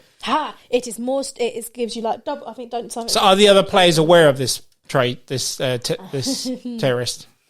Yes. Okay. Yes. It's from what I remember, because it's been a long time since I've actually played it. It's. I think you start the game not knowing, but the second they start spreading, you know who it is. Right. But you can attack them. Right. So they're trying to stay away, spreading their stuff, because you can't end the game with any of that super virus on the board. Okay, so right. You've got to clear it. You've Hence the difficulty. You've got to stop them, and then you've got to deal with the normal stuff that as well as normal Pandemic. And it's just sort of like, that's not even where the legendary difficulty comes into. Oh shit! Like you can install that as well, and maybe it's like this. It's like taking Pandemic and injecting Nemesis into it. So you've literally still got Pandemic's epidemic phases as well as this person spreading in a super virus. Fucking hell. Yeah. I think actually we did actually touch upon that in the in our previous talk, because I did say about the bioterrorists. Yeah, I deliberately, because I knew this episode was going, I deliberately didn't say too much about it because I knew it was in there. Because you are a massive traitor mechanic guy, and I was thinking to myself, nice to know I wasn't off point. Just wait for the social deduction episode. That'll be his favourite. Oh, bring it. Absolutely bring it. That list is already half formed. So, you've got that. That's what makes this one is perfect. Because, again, it's another expansion that has taken a game that I could easily just chuck on the sale pile, don't really need it. It's now in the collection, 100%. And on a cosmetic side of things as well, we've already talked about how I like to store my games in one box. Yeah. The other thing is they think about that with this game. They actually give you Petri dishes to put the cubes in. Nice. Yeah. And store them in said petri dish. And it's with stickers that you put over the petri dishes that, like, if you went into, like, a lab, for example, it's got the name of the virus on it and you can see the cubes. Yeah, So it's like, yeah. It's so pointless, but brilliant at the same time. Amazing. Perfection. Now, Jason, you can just be honest on here. It's because you hate the plastic baggies. You can be honest. That too. I'll be honest, I yeah. hate That's why I bought the plastic 10th anniversary version, because they come in petri dishes. Yeah. It's like, I can't stand plastic bags, but hey. That is fair. Yeah. So yeah, the introduction of the purple viruses, which is just, this is dirty. I fucking love it. It's purple, it's my favorite colour. It's not just that. It's not just a traitor mechanic. I'm a fucking bioterrorist mechanic. Oh yeah. It's the fact that you can directly... I want to put it on my. It's a good thing there's a table there so we can't see the hard on. I want to put that on my CV. Like I've played as a bioterrorist mechanic. At which point there's suddenly a black And love van it, in brackets. Love it. and then there's suddenly a black van following you. This is true. Yeah. But all joking aside, that is good. That was a really good one to bring up. I should have thought of that one. Damn it, that's really irritating. Any game that installs brutal mode, love it. But Absolutely love it. I like my co-op games to be hard, but I mean that's one thing I would finish off on and say. Playing standard Pandemic, I kind of feel like I actually prefer a semi-cooperative version. This actually warrants playing fully cooperative. yeah, that's Because fair. you fucking have to. Especially if you've got the bioterrorists And I love involved. it. Yeah. But also it breaks up that, we touched upon the puzzle can be solved, which means that the bioterrorist takes the puzzle, throws it out the window. Because it's like, And no, makes you a new one. because you're adding a human brain behind the puzzle, which makes it just, which I think will also... So can you take out the terrorist, or is it just a disease you have to do? I think You can. You can take it out, yeah. You can assault them. Yeah. It's a little bit modular, but it's definitely one of those ones where you should include all of it. Well, this is why I love doing these podcasts, is because I never knew that even existed. I mean, there are so many different versions of Pandemic, which obviously I'm aware of. Me, Simon and Karen started playing the Legacy for a bit, hence why I know of that as well. But I never knew of this, so it sounds like a good reason to go back to Pandemic, and honestly. And again, to touch on the price of it, again, it's the same cost as the base game, but for me, it's worth every penny on this one. Just purely because of what it adds to the game. It takes that standard game and makes it a true gamer's game. Yeah. That's a fair comment, yeah. So, that's why it has to be on my top 5, so that's my number 4. That's the only number. I'm intrigued about the other 3 now, because that was a damn good pick. So let's do number 3 then. Number 3. So my number 3 comes under the category of availability. And we mentioned it earlier on, it's Jason's favourite co-op game, and that's the Mansions of Madness. Woo! I know he classes them as scenarios, but like you said, everyone comes with characters, new boards, and new expansions on those boards. Yeah, that's fair. And this is where... Technicalities. And this is going back to what you were saying, Kerry, about what the core box comes with. So this, I'm not sure how many. I think you said it was 2 on the first edition or something. For 2 what, sorry? Scenarios. Main scenario wise, they tend to do similar to what they do with the living card game, where you'd get a pack of cards with a story on them, with a story on them. Yeah. So it depended upon what you were buying, because you could buy the little mini scenarios, which are like little chapters. Yeah. Or you could buy the expansions, which you could then add these other scenarios to. So some of them, so you have expansions, and then you had these other little baby ones, which are like little decks, like stories. Like imagine them as like little chapters. For anyone who's listening with the living card games, you might like Arkham Horror. You probably understand what I'm getting at. So you get the expansions. Was that in the top 5, by the way? No, it wasn't actually. See, that was what I was bringing out with Jason's example. But I didn't want to say Markham because it was mentioned in your top 5 last time you came here, so that's why I was like, it might go in yours. But it's that similar sort of strain of thought where you have like the boxes of expansions which add the boards, add like a starter story, and then with the first edition you would also get the little they were like little plastic, what are they called when you just get like the little plastic wallet case things and they've just got the deck of cards in. I know it's like you get them with the Marvel Legendary games, I think, as well, like Wrecking Crew and stuff like that. I can't remember. Yeah, but you know what I'm getting at. Sure, yeah. So but you mean like the actual expansions which come with the boards, I take it. Yeah, so obviously I'm talking about the second edition, which is done all through the app, isn't it? Yes. So on the main box, you only get 3 games, scenarios, whatever you want to call them in this version, which I don't feel is enough for a core box. At the end of the day, some of them gone for a frigging long time. Yeah. But the fact that, how many are there now? There's 5, 6 there behind me, extras. There's like 5 extra behind you. So I play this with my friend John a lot. He comes on the podcast quite a bit. Hello, John, if you're listening. And we frigging love this game. He comes over just every now and then just to play one scenario, one not. And when it got to a point where we ran out, and it's like, well, here's other and again, I didn't know this had expansions at the time until Tom, who again, hello Tom, if you're listening, introduced me to, I think it was Horrific Journeys or a scenario from that. Yep, and then we played one that you could actually download from the app. So just the amount of availability that is on these things, I think there's another 20 more on top of that, including the ones that aren't in these expansions as well. I think is just a brilliant idea. But the only reason I put on here as well is also, I don't think that game would survive without the expansions. Agreed. Absolutely, 100% agreed. Yeah, so that's why that's on this list, because it kind of comes under the game survival category, I should say, not availability, game survival category. Without the expansions, let's face it, no one will be playing Mansions. In all fairness, let's put it that way. For context, if you didn't have the expansions, if you're talking just pure core box, what would happen? I mean, I'm speaking from first edition one here. But it would be when you're setting up, you have to choose like 1A, 1B, 1C. And then you can do variation where, let's just say, for example, you chose 1A. You then have option 2A, 2B.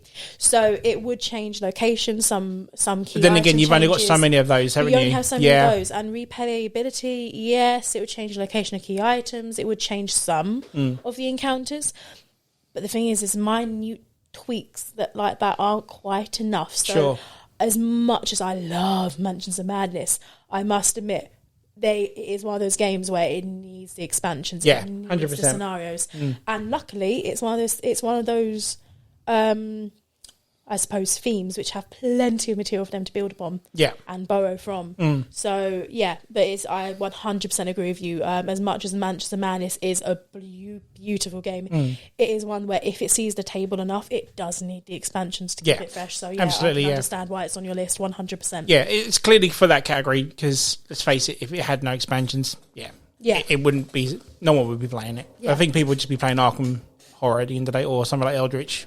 Something that's more one-off, one event, sit at the table once thing instead of it. That's I mean, we have gone because I think we have failed a few scenarios, so we kind of have gone back on that. So yes, you can do some sort of replayability, even though you know how the outcome is going to come with the scenario, which is a bit of a downer to it. But again, it's just literally on the list because it wouldn't survive without its expansions, and that's why it's number 3. Number 3, yes. Number 3. But also, you also get more enjoyment with your friends out of it. Sure, yeah. So, it's like the excitement of we've done a majority of these. I think the only one we haven't done is the Path of the Serpent, which I cannot wait to play. That looks friggin' awesome, that one. But some of the ideas, I think we played one, just the one that we downloaded from the app, and it was like a split dimension sort of thing, and it was like take the tile from this box to that box, and when you put it all together, it's like, holy shit, this is actually friggin' awesome, you know? That's cool. Yeah, so it does, if you're really into these games, as I say, the expansions are just 100% worth it. Yeah, exactly. So that's my number 3. What's your number 3, Kerry? I'm definitely 100% going to be glared at for Jason from this one. Villainous. The expansions were villainous. Ooh, is that a clash? It is not a clash. The okay. reason it's definitely going to get me a glare. It's very close to a clash. That has intrigued me. I will keep it brief then. But the thing is this is where it's a standalone expansion. Right. You have enough components with the standalone expansion to play it, because all you really need are the power tokens, which represent the game's currency, the lock tokens, which they give you enough if your characters in that box have a lock token, which is for their realm. I won't get into it too much. You kind of have to, because I've never played Villainous. Oh, you haven't played it? No. Right. I know of it, I've just never played it. Well, muhaha, you are playing as the villains of stories of the Disney, isn't it? Classic Disney games, yeah. For clarification, Disney villainous. Just to clarify, because there is also Marvel. I was going to say, yeah. But for me, it's Disney. I wasn't villainous. sure if that was an expansion or a separate thing. No, that was a bad clarification on my part. Disney villainous. Okay. Disney villainous for me. You get to play as those villains. You get to play as Lady Tremaine. You get to play as Mother Gothel. You get to play as Rattigan from from Basil Master Detective, yeah. Basil the Great Mouse Detective. Yeah. You get to play as all these iconic villains. Don't glare at me. I knew I was going to get a glare for this because this is the thing where yes, it's a standalone game but it is an expansion.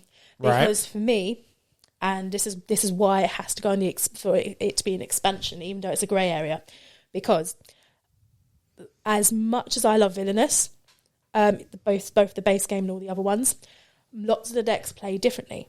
Okay. Which is fantastic in terms of versatility. I can play all of those decks and I can teach all of them as well. And they will all play slightly differently, different things they're aiming for. However, sometimes if you know the decks as well as me and one of my good buddies do, you want to play ones which have crossover similarities because some decks are faster. You can get your system rolling faster than others because the whole point of it is you've got a realm, you're trying to complete the evil objective that was originally, so for example, like Maleficent, however you want to pronounce it. Yep. That you want to place a curse on each location to assure that you rule the realm. And if you get lucky, you can place the curse on there and if you know how to work the deck, it's a very quick one. I know there'll be some people going arguing with me against that, but for me, I can play that one and the game's over very quickly. So the expansions they don't offer new characters, just new cards. Oh, for clarification, they add new characters. So right, sorry, I thought it was just new decks. Then this is me not explaining very clearly. In the box, whether it be the base game or the expansions, in this case the expansions, you get a character model, a character deck, which you're using to try and complete your objective. And there's also a fate deck, which is what other people can use against you, which has the heroes of the tales in it who act against you to delay you from completing your objective. Right. The first person who completes the objective wins the game.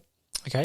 Sometimes it might be it has to be at the start of the turn that they are still completing the clauses of their objectives, but you are effectively trying to get the bad ending. Well, I say bad in air quotes there. The villain's objective completed from the classic tale. Okay. Where they're coming from. Right. I say classic, the Disney tale it's coming from. And you do that by playing cards, which might be you have allies who come and help you, or you might have to play cards directly. Like some decks will have you looking for certain items, which you have to have before you complete your objective. Okay. They might have things moving along their realms. Each one plays differently, but sometimes if you have two decks which are too similar, they can really slow the game down. But then it becomes a strategy game of how can I delay you? How close are you? So the expansions mean you can add that element, right? But also it just gives you more villainous. It gives you more characters to play as. You get to act. You get to play out, I get to act like Mother Morphle saying, Mother knows best. You get to role play with some of these other characters. Sure.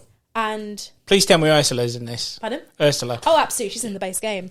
But That's what I do. That's what I do, darling. Poor unfortunate soul. That's it, yeah. Yeah. But no, and that's not how she says it, so no copyright. But no, all joking aside, the reason the expansion is on here is even though it is a standalone expansion, it introduces other decks, which adds different ways to play, a new deck for me to learn. Sure. Some of them are hard. So if you know all the decks like I do, I will choose one which is, in my book, harder to play. So one of them has Pete. So it adds difficulty to the game? It can add difficulty to the game. It depends on what character you're playing. Right.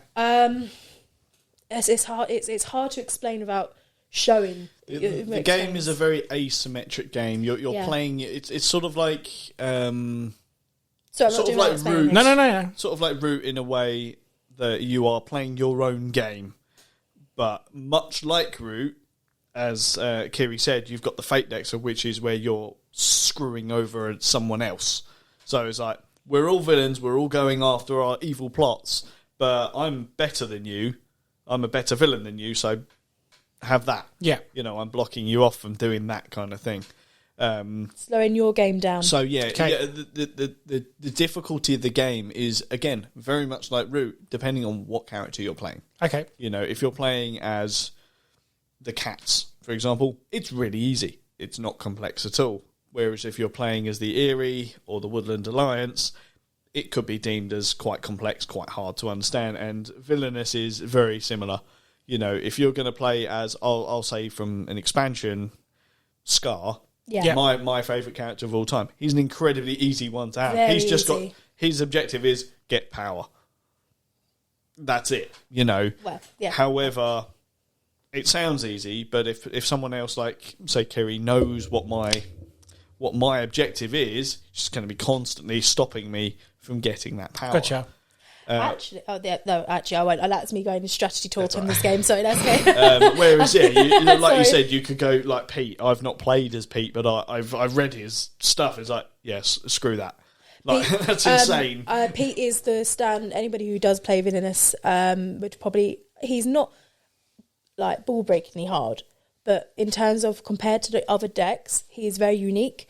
But he is also hard because he has goals you've got to do, and if somebody knows the deck, you have to trick them. You have to trick the other players to try and. Anyway, I'm going off topic again. The reason the expansions are on here is you get to play more villains. You get to imagine yourself being those villains. You can combine decks which have similar mechanics, so that it becomes more of a skill-based game. Okay. It can have the negative effect of, obviously, if you play two slow decks, then sometimes the game can drag. But at the same time, you just get to play all these new mechanics, and they introduce other things, and you can play as the harder, I do air quotes again here, the harder characters for a challenge if you really know your decks, if you're teaching them. And for me, it's also just the joy of, okay, I've played this person, I understand how it works, who am I going to play as now? And as much as I love the base game of Villainous, you can see how you can break down the decks quite easily, as how you can stop them. Sure. And the expansions just give you that bit more fun to play with. Like, they add other components in some of the characters. Like, for example, there's a Cruella de Vil, who has a unique thing where she has to flip tokens and find the puppies and then get them to her realm and then capture them in order to collect the puppies. And there's a lot more complicated steps. So it's nice because you can add more complicated characters. You can still play with easier characters. It keeps the game fresh. And come back to. Because unfortunately I am at that stage where I need another Villainous expansion, Right. because I can teach all those decks. But the thing is I love the game that much where I look forward to, okay, how does this one work? Right. And for me, it's one of those games where if I can see what sort of mood somebody is in, it's one of those easy games because it's quite interesting. You play your own realm, as Jason said. You only interfere briefly with someone else like that, so you could be as evil or as pleasant to your opponent as you want. Sure. But it's nice, and you can be strategic with them as well. So for me, the expansions make it so that you aren't. It adds a little bit to longevity, a little bit. But for me, it's always fun just role playing as being these villains like a Latigan, or just being flamboyant and bold, or just these maniacal, evil, twisted people, and it's just all creatures, and it's just fun, and it's just fun to get that role playing element as well, and just having the different mechanics tweaking as well. But yeah, I must admit, I'm definitely a bit of a, okay, I know how to play these and just break it down. And yeah, I'm a bit evil with Villainous, aren't I? But all puns intended. But yeah, it has to be on here for me because I just love Disney's Villainous, and it just adds more of what I love. So it has to be on here. Nice. Good choice.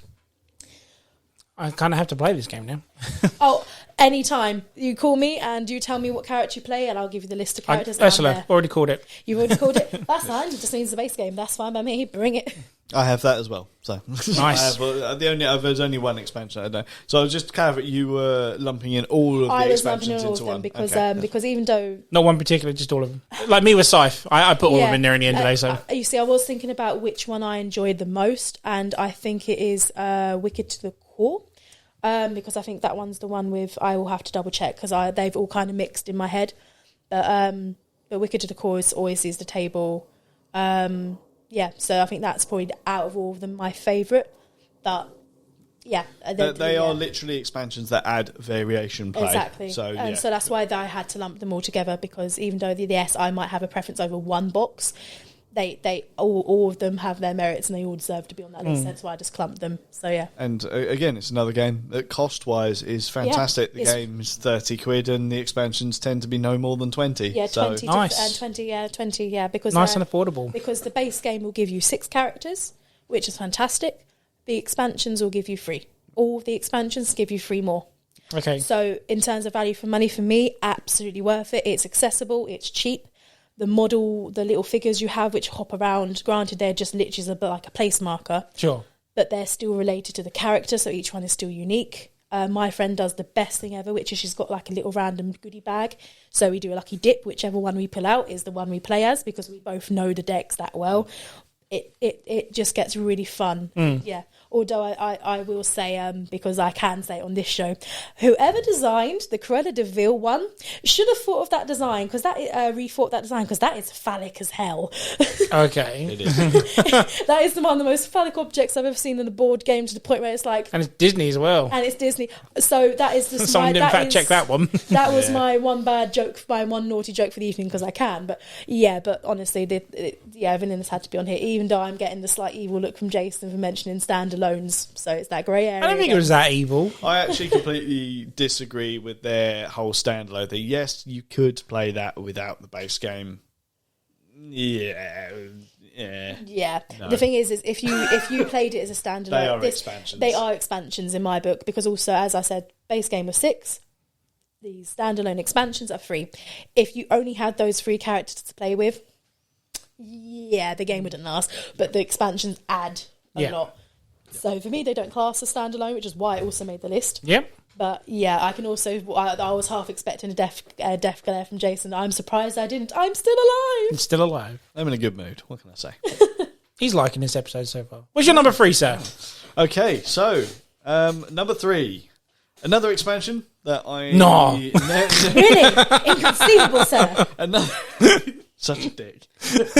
Another expansion I never thought of straight away, because it is a game that I haven't played for a long time. However, again, doing my research and going through my games and such, I realised that, again, this is an expansion that changes the base game in such a way that it has saved it from the for sale pile. Is that what I'm thinking? Which is big tick. And that is the Wizard's Tower for Castle Panic. I'm gonna lose some cred points here. I haven't actually played it. Me neither. So, but I know of it, and I've heard this is I know of this, and I know it's meant to be a very good expansion. Okay. But I must admit, I don't have the context, so consider me intrigued, sir. Okay. So again, and me. The original base game is fun. It is, but if I'm honest, after a few plays, it gets tedious, it gets boring, and it's very easy. The Wizard's Tower adds in so much new stuff. So you as you can imagine, with a Wizard's Tower, you are going to start installing magic, more types of monsters, bigger boss guys, fire tokens, the lot. For context of what the base game is, you are working together to protect a tower, or castle if you will, in the centre of the board. It is a big circular board, and you have monsters coming out of the forest. If they get to the tower, they destroy it. Once the tower's destroyed, game over. You are basically warriors sat inside the tower, lobbing stuff over the top to kill the monsters. And they're all pretty basic stuff, like they're all ground-moving monsters, so you'll have like an orc who's got like 1 health, you'll have an ogre which has got 2 health, and I can't remember what the third one is, but they're plodding along, 1 per turn, getting closer and closer until they get in and destroy the tower. With the Wizard's Tower, as I said, they're introducing more monsters, so they're bigger, stronger. Yep. You've got flying monsters. So now they're moving quicker, and you've got to have certain weapons in order to hit them. Fair, so nice. So it adds difficulty to the game again? Adds so much difficulty and variation to the game, as well, by the sound of it. And a lot of variation. You also get the addition of a magic deck. So you have to pick cards in order to figure out what damage you can do.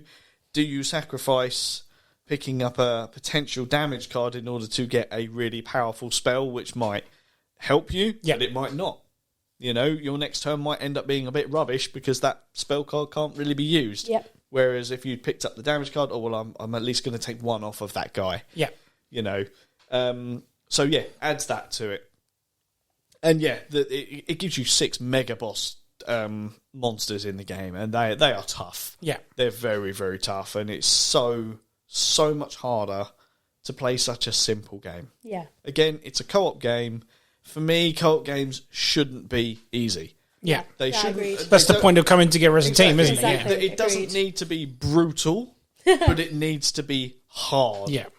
You know, I shouldn't feel like we start the game and go, oh yeah, we'll win this by turn 3. Yeah. Yeah. No, It's that is- it's that pointless, is fair. yeah. It's pointless. You know, it's like, why am I bothering setting the game that's- up? It's like, oh, I'll tell you now, before I get it out of the game, but before I get it out of the box, we're going to win. So let's put this game aside and play something else.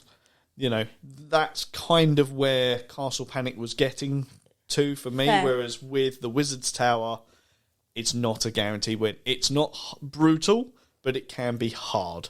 And it is all done on the draw of the cards, the draws of the tokens as to what monsters are coming out and when. If you get all flying at the same time, the likelihood is that you've got enough weapons to deal with those flying.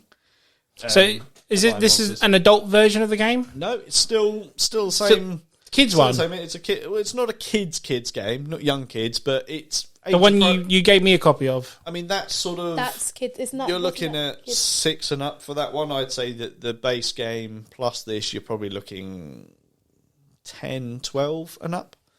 So the one you gave me was the one below that? That's the one kids. below. Right, okay, Yeah. gotcha. That's what I was getting confused at. Right. Wasn't So that you- one my first cast? That's my first. My Castle first, that's Panic. that's what I'm getting, yeah. They're the younger version. Yeah, of the game. okay, This that's is what I was the- getting It's confused the at. next one up from that. Okay. Basically, I'll bring it round and we can play it again at some Yeah, point. sure. It's not that much harder than my first Castle Panic. It's just a different board, different monsters, and obviously it's designed to get little kids to play it like my first Scythe. You know, there's a smaller Or my version first, of Scythe. or my first Carcassonne. Yeah, Yeah. yeah. Pardon my bad pronunciation. So yeah, the game forces you to make more decisions, which again was an issue with the first one. It was kind of like, oh, what do I do? Oh, I draw a card. Oh, look, I do damage. It's kind of like the game's telling me what I need to do. Yeah. This one's like, well, I could take that card, but I could take that card. Or I could go for that monster, but I really need to deal with that monster. But then there's that flying thing up there, which, you know... That I need needs to deal dealing with. There's so much more to So think it about. sounds like it's more challenging, more engaging, and more variety. Wow, yeah, that definitely makes sense. Yeah. Makes sense to why. just, you know, I've always said when I'm playing a game, I like to have this own little movie running in my head of what's going on. The game also, because it installs fire, it's like I could set a monster on fire and I can just imagine this big ogre running towards me on fire, you know, or said pterodactyl bird thing on fire. It's like, What is it with you and fire? well, yeah. Well, he loves the traitor mechanics. He wants to burn it all down. He wants to burn everyone down. Well, that's the thing, is that if I can set everything on fire, they're going to do more damage when they eventually hit the tower, which therefore means I win. You like the little leprechaun from The Simpsons, like, burn it all down. That's how he really is, isn't he? He's even got the colourful hair. Now you know what you got to do, laddie? You burn it all. So yeah, again, I think it's a very underrated expansion. But it did what it needed to do. It took a really average game at best and made it good. You know, it's not great, but it's good. That's fair. And That is fair. it's still in my collection. There you go, yeah. I'm the worst for selling games, so that it's really not a testament to how good it is. But, you know, we recently did, in fact, it was, a couple of weeks ago we did this, an episode which was about culling games and how I do need to start thinking about doing that for storage. There is now a for sale pile and it's not on there. So the expansion has done it. It's saved it. That's 3 games on this list that expansions Saved you from selling it. And that is why this list was so much easier for me. Nice. So yeah, that's why it's my number Number 3. 3. Nice. I'm interested for number We haven't 2. clashed yet. We're doing pretty well so far. I so. have a feeling we're going to clash on this one. Okay. Oh dear. This is why I kept It's it definitely on not me. It definitely won't be on my No, one. But if he mentions it, then it's going to be the clash. Yeah. Right, let's do it. Let's go to number 2. Number 2. So my number 2 comes under the category as value for money. And this little bastard is only at the small fraction of a price of £15. So pretty good. And it does make the game the base game so much better because of the different modes you can put on it, and you can add an extra player to it as well. So again, thumbs up straight away. And that's the Sheriff of Nottingham expansion and the Merry Merry Men. Such a great little box to add to the game. If no one knows what Sheriff of Nottingham is, I know my gaming group are going mental now because they love that frigging game. It literally is just a game of bluff, trying to get past the sheriff to, get through counterfeits and other little things. Essentially a bluffing game, isn't it? It is, effectively. So this little expansion, the base game is 5 players. Again, you can add a 6th player, or is it a 5th player? 5 players, if memory serves. Don't quote me on that, though. Either way, yeah. So it's one of those. It adds extra player at the end of the day. And so that's a good start. In this version, you can add 2 sheriffs in this. So really? Yeah. So you can have 2 people team up and play as the sheriffs. And then if you stop anyone with counterfeits, you can split the cost between the 2 of you. So it's kind of a good way to work together on that one. There's another mechanic where you can smuggle Merry Men through, which is even more money, more bonuses if you manage to get them through. And the fact that I think it's a black market mode. You have to get certain things through. There's already black market cards involved in the base game, but it might be another element. I think it's of something it. like that I'm anyway, not sure. Because I must admit, I forgot that there was an expansion of it, but I didn't know about its components. Yeah, I'm just looking now. I got to say, but yeah, and yeah, for the price of 15 quid, it's literally a no-brainer. It's how can you? Obviously, if you don't like the game, how can you say no to it? Really, it just brings so much, and it is a 6th player. Sorry, I was right. 6th player. Yeah, 6th player. Yeah, the idea of making it even harder for having 2 sheriffs in it. So if you play the base game with 6 players, you essentially run out of cards. You know the big fat deck of cards you get with the all the items inside it. We kind of found out the downside to that is that you run out of cards and literally there's just counterfeit left over. So the fact that they've thrown in the 2 deputies or the 2 sheriffs in this makes the deck last longer. Yeah, that's because fair. you get through it quick. Yeah. It doesn't go through as quickly, which is really, really good. And yeah, I just can't say no to it. It's a game I still love to this day. A game we still enjoy, and the fact that this little box has just brought so much to it. Just smuggling Merryman through, it does. You get a coin bonus as well as another little bonus on top of it, which could be someone else earns another 5 coin or something, whatnot. It's just it adds so much to it, and I could not put it on the list just to the fact that how cheap it is. That is completely fair enough. Yeah, and that's why it's my number 2. Short but sweet, just like the box. Nice. That is really cool. On completely opposite end of the spectrum. So this is going to be super expensive now, isn't it? No, not super expensive. Well, arguable. No, but it's a big box expansion, which is Root. Which is Root. Okay. Yeah, that's why I was staying very. That's why you're holding back for so long. And also, this is why I'm going to get the Death Glare from Jason because this does it clash? It does not clash. Okay, but this is one where we have not. It hasn't been an argument. But this didn't make his list because where my list is grey, it did not meet his stringent tick list. Okay. Now, this is my reasons. I love how you're because my list is great. Oh, no. My list is grey, not great. Oh, is it great? No, I thought you were proper throwing it in his face. No. My list is very much the grey area. My list is great. I swear she said great. Grey. I don't know. We'll go back and people listen to this and actually go back to see if she said great. No, I practice my pronunciation. But no, no. The reason it's because he's laughing. That's why I put me off. My list is great. My list is grey. But the reason why this is definitely going to be a discussion point between me and Jason was it's not a perfect expansion. It is. Sure. They are not. The one I am particularly referring to is the underground expansion. Okay. The reason the underground expansion. Keep it in. Keep it in. Let her explain, and then Then you can come at. The reason it makes my list is for those of you who love Root, like I do. Root base game. Root for me is an amazing game, hands down. And for me, I know Jason disagree. More Root for me is good, especially if it gives me maps, which the Underworld one does. Right. That's one massive point. Now, granted, one of the sides boards I am not keen on because it means you. I'll touch on the bad side of it in a minute, but it's good because it gives you another map. It gives you more factions. which I know is Jason's sore point. And for me, the way I see it, more routes a good thing. It gives variation play. Like my poorly explained villainous one, it adds variation. So even though there are crossover elements, so for example, I know lots of people would probably have a fair argument with me against this, but I kind of see the Corvids, which are the Crow faction. There's been like a crossover with the Woodland Alliance in terms of their presence is not very very strong. They start off on the board though this time with actual figures. There's some similarity crossover in terms of how they play and generate income and all of that.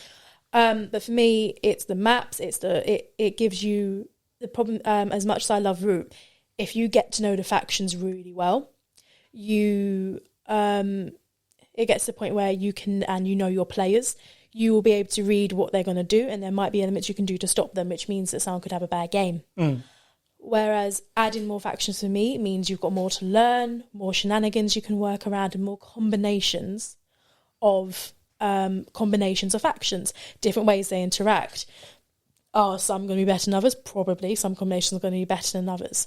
But for me, it stops Root. Not that Root is boring, but it reduces the chance of Root becoming samey. Okay. For me, anyway, in my books, it's that I'm sure that there'll be lots of people who go, oh no, but for me, I love the base game of Root, because obviously you can just change factions, who plays what faction. They might play it completely differently, of course.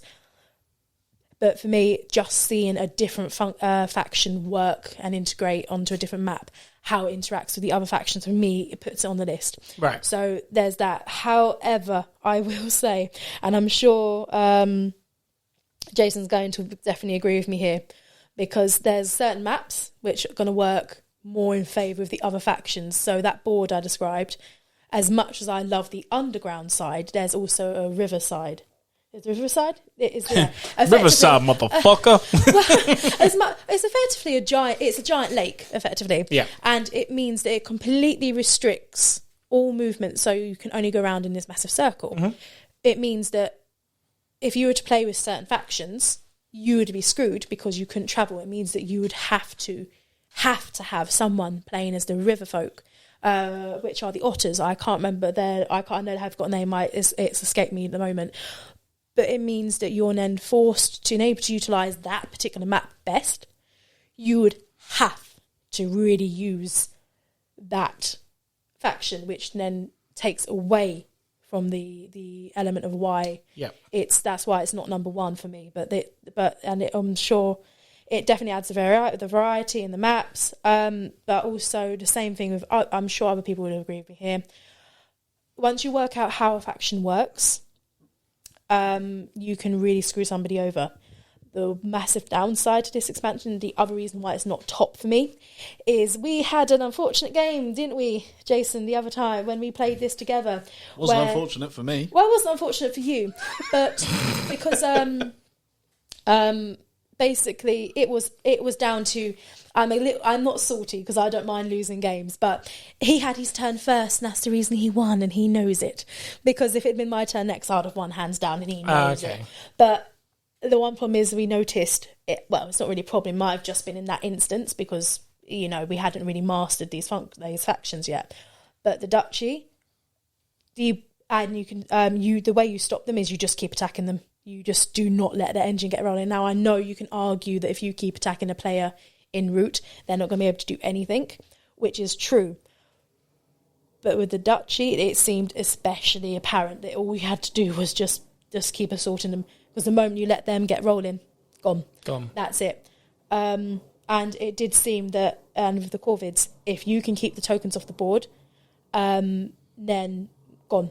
And obviously that comes down to the skill of the player, the skill of the strategy. And I'm sure some people are going to go, you can say if you keep attacking the other factions in the base game, that same thing's going to happen. But the thing is, with the base game of Root, the way they integrated meant that it felt like you couldn't just focus on one person. Mm-hmm. You had to split your focus. Right. Whereas with this expansion, you had to focus in order to keep one person down, because someone would just be a runaway winner. So no, it's not perfect, which is why it's not number one. But for me, I love the expansion as much as I've just touched upon the negative, like I often do, because I have to balance out that. Yeah, of course, yeah. But for me, I absolutely loved it. I love it. It's more route. It's more of what I enjoy. It gives me more maps. It gives me Sorry, his mic's muted, so it's all good. It gives me more route to play with, more ways, more function. Fractions. I can't tell if he's actually choking or if he's just like, I need to say something right now. I think he wants to. He is restraining himself because I know he disagrees with me in this and a little bit on this. But for me, it adds more to what I love. Gives me more fun things to work out and ponder how I can be most evil. And it keeps the game fresh. Although I must admit, I'm sure Jason will touch upon this, that it does also recommend... He's so freaking eager, look at him. He is, honestly, you can't see this. He's literally sitting here almost like this quiet okay, this guy's going to pounce any second now. I'm going to squeeze my last point in.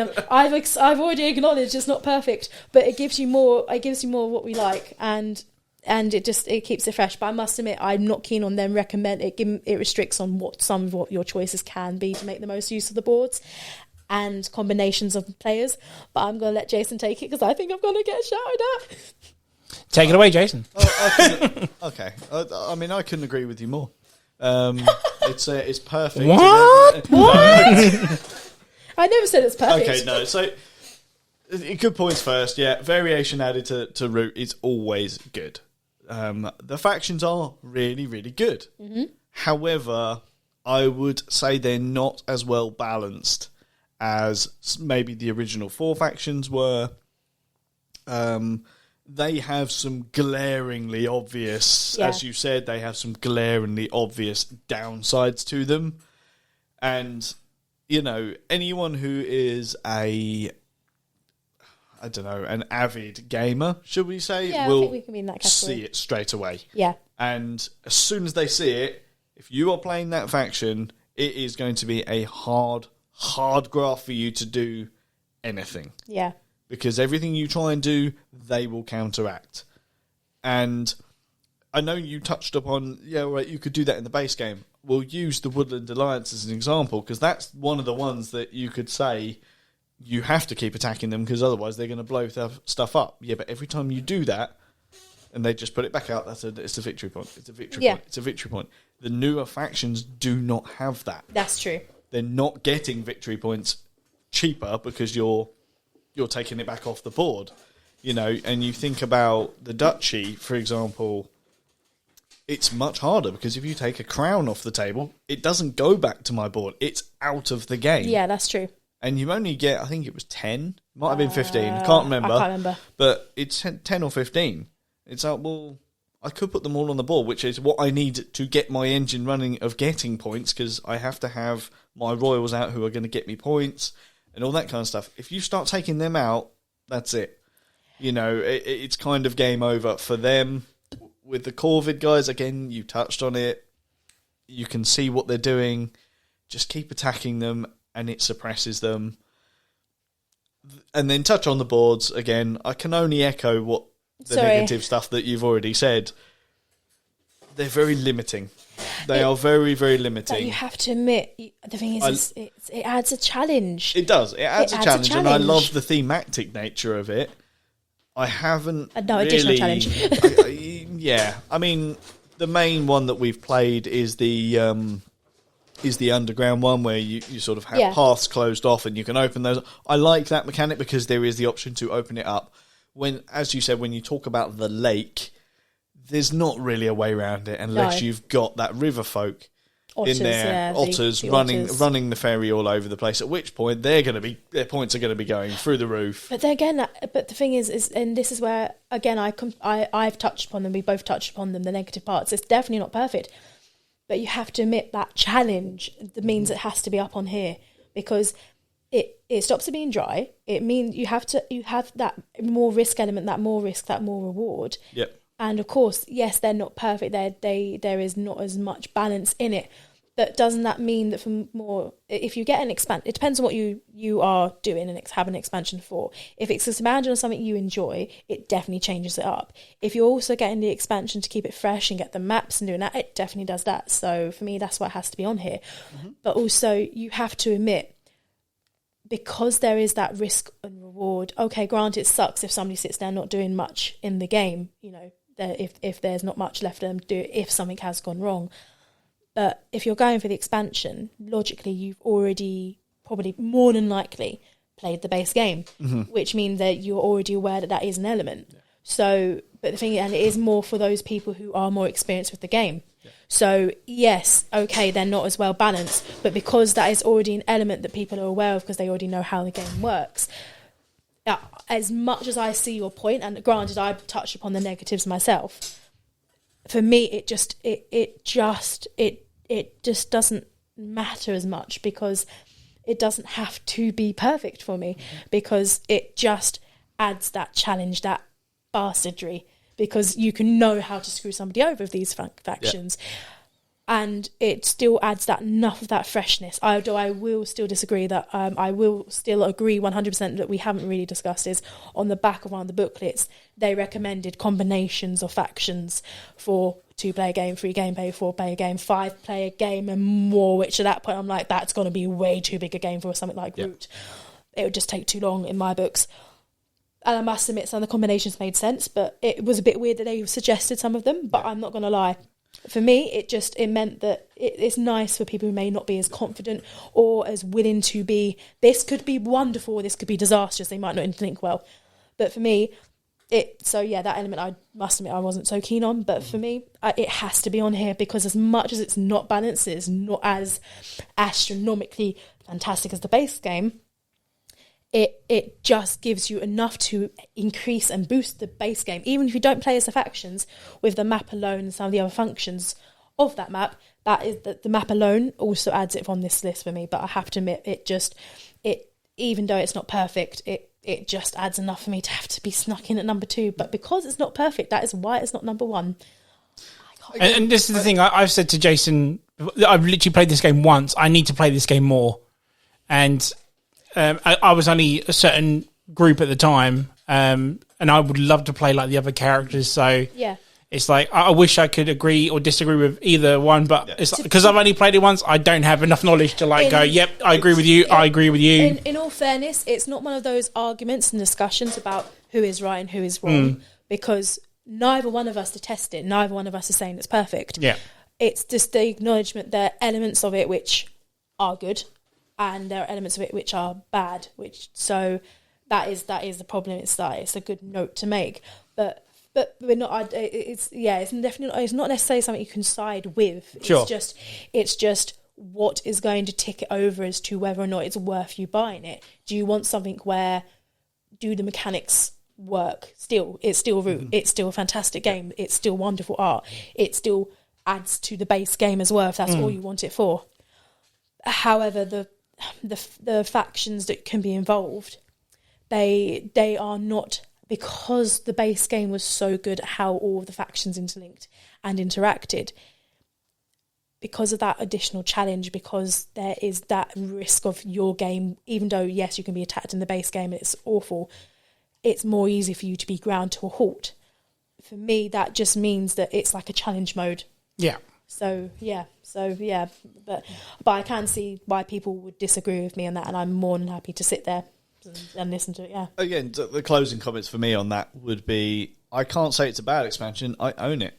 Yeah, that's true. And it does add variation to the game. It is a good expansion. It has quite a lot of negative points for me. However, it's not a bad expansion. It's a really, really good expansion. So yeah. That's that one for me. Good pick. Just before you go into your number 2, I forgot I left out a couple of components from my one, which was the black market was in this expansion, but there's also the laws as well, which at the start of the game 3 different cards go on, and it could be something like chickens are now illegal this round or something like that, which is really good. Changes up the difficulty level. And special orders, I completely forgot about special orders. Special orders is when, again, you get a card and then you can choose to bring certain items through, which could give you more bonus at the end of the game round as well.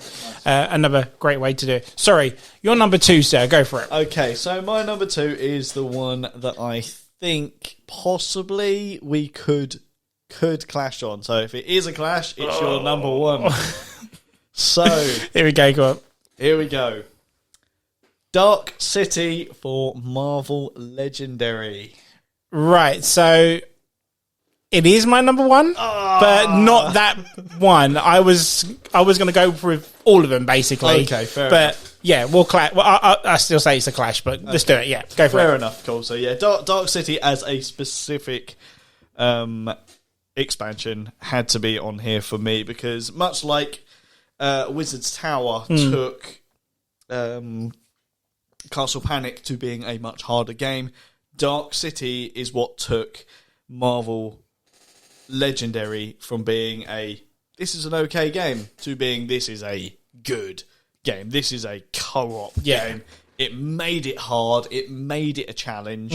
You know, you look at the original base game and when you hit, say, the Mastermind or the Henchman, you know, you got this, I got a reward for doing that. Whereas Dark City was like, no, none of that shit. You've hit me. I'm pissed off. Yeah. Take this, you bastard. You know, it's like, and that's exactly what it would be. It's like, you don't punch, you know, Green Goblin in the face. He goes, good shot, mate. Yeah. You know, it's nice like, one, old chum. Fuck you, bang. You know, and that's what Dark City did. Dark City made it what it needed to be. So just for the audience sake, it's Marvel Dark City Legendary. Marvel Legendary Dark City is the expansion. Sure. So yeah, you got it wasn't just that. It's like the game added you 17 new heroes. That's 2 more than the base game. You know, you got 5 masterminds. That's 1 more than the base game. And this is an expansion. You know, you're getting more in the expansion than you did with the base game. Which just tells you the kind of sort of the replayability that it was adding. And this is one expansion, you know, I think it was something like 400 cards or something like that. I can't remember exactly. But, you know, you had loads of new abilities, loads of new keywords, you know, the amount of combinations that you could do for attacks and you know, money and card drawing and all of that. It was absolutely amazing. Yeah. It just took the game up 5 fucking levels. That's right. You know, not just 1, it took it up the full 5 levels. And I know what you said about, you know, Marvel Legendary having, you know, hundreds of expansions at this point. This was the one that changed everything because it was the one that changed the formula from, you know, base game of, we'll do this. If every expansion had been like that, the game would be dead. 100%. Because Dark City came out and the reaction was, finally, every single expansion since then has had a similar formula. You know, if you hit a bad guy, he fucking hits you back. Not, fair, yeah. You know, that's why. Because it changed the game forever. You know, and for the better. It's not just saved the game from my for sale collection. It saved its production. It's still in production because of this expansion. And there are so many people out there that might disagree with me, but I think there's a far greater number that would probably agree with me when I say it saved the game. Yeah, that is completely fair. A lot of people I know put Dark City as their number one from that game as their favourite expansion for me. I mean, it's so hard to get now. That's the other thing is there's cries and cries and cries for them to put it back into production because you've got all these new people coming into the game. Yeah, who are actually interested in wanting to buy it. Oh my god, no, I really want this. And you know, I luckily I have a copy of it, but I paid. I mean, this actually goes back to your question earlier.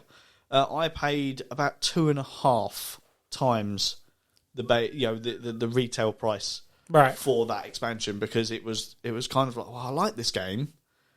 You know, what's everyone saying? Everyone's like, no, this is the first expansion you want. Get this one. I had loads of the other expansions. Because I couldn't get this one. The second I was able to, it's like, buy it. I like that. Yeah. And there are rumours that it is going back into production, which is great. But yeah, it needs to be back in production more than anything. And it actually spawned one of my other liked, which was the villains version of Legendary. Yeah, they did Legendary villains. That had this kind of thing built into its core.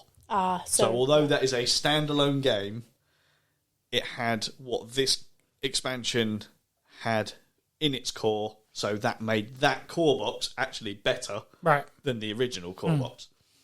And again, it's not essential. Because it started the formula, you don't have to have it in your game.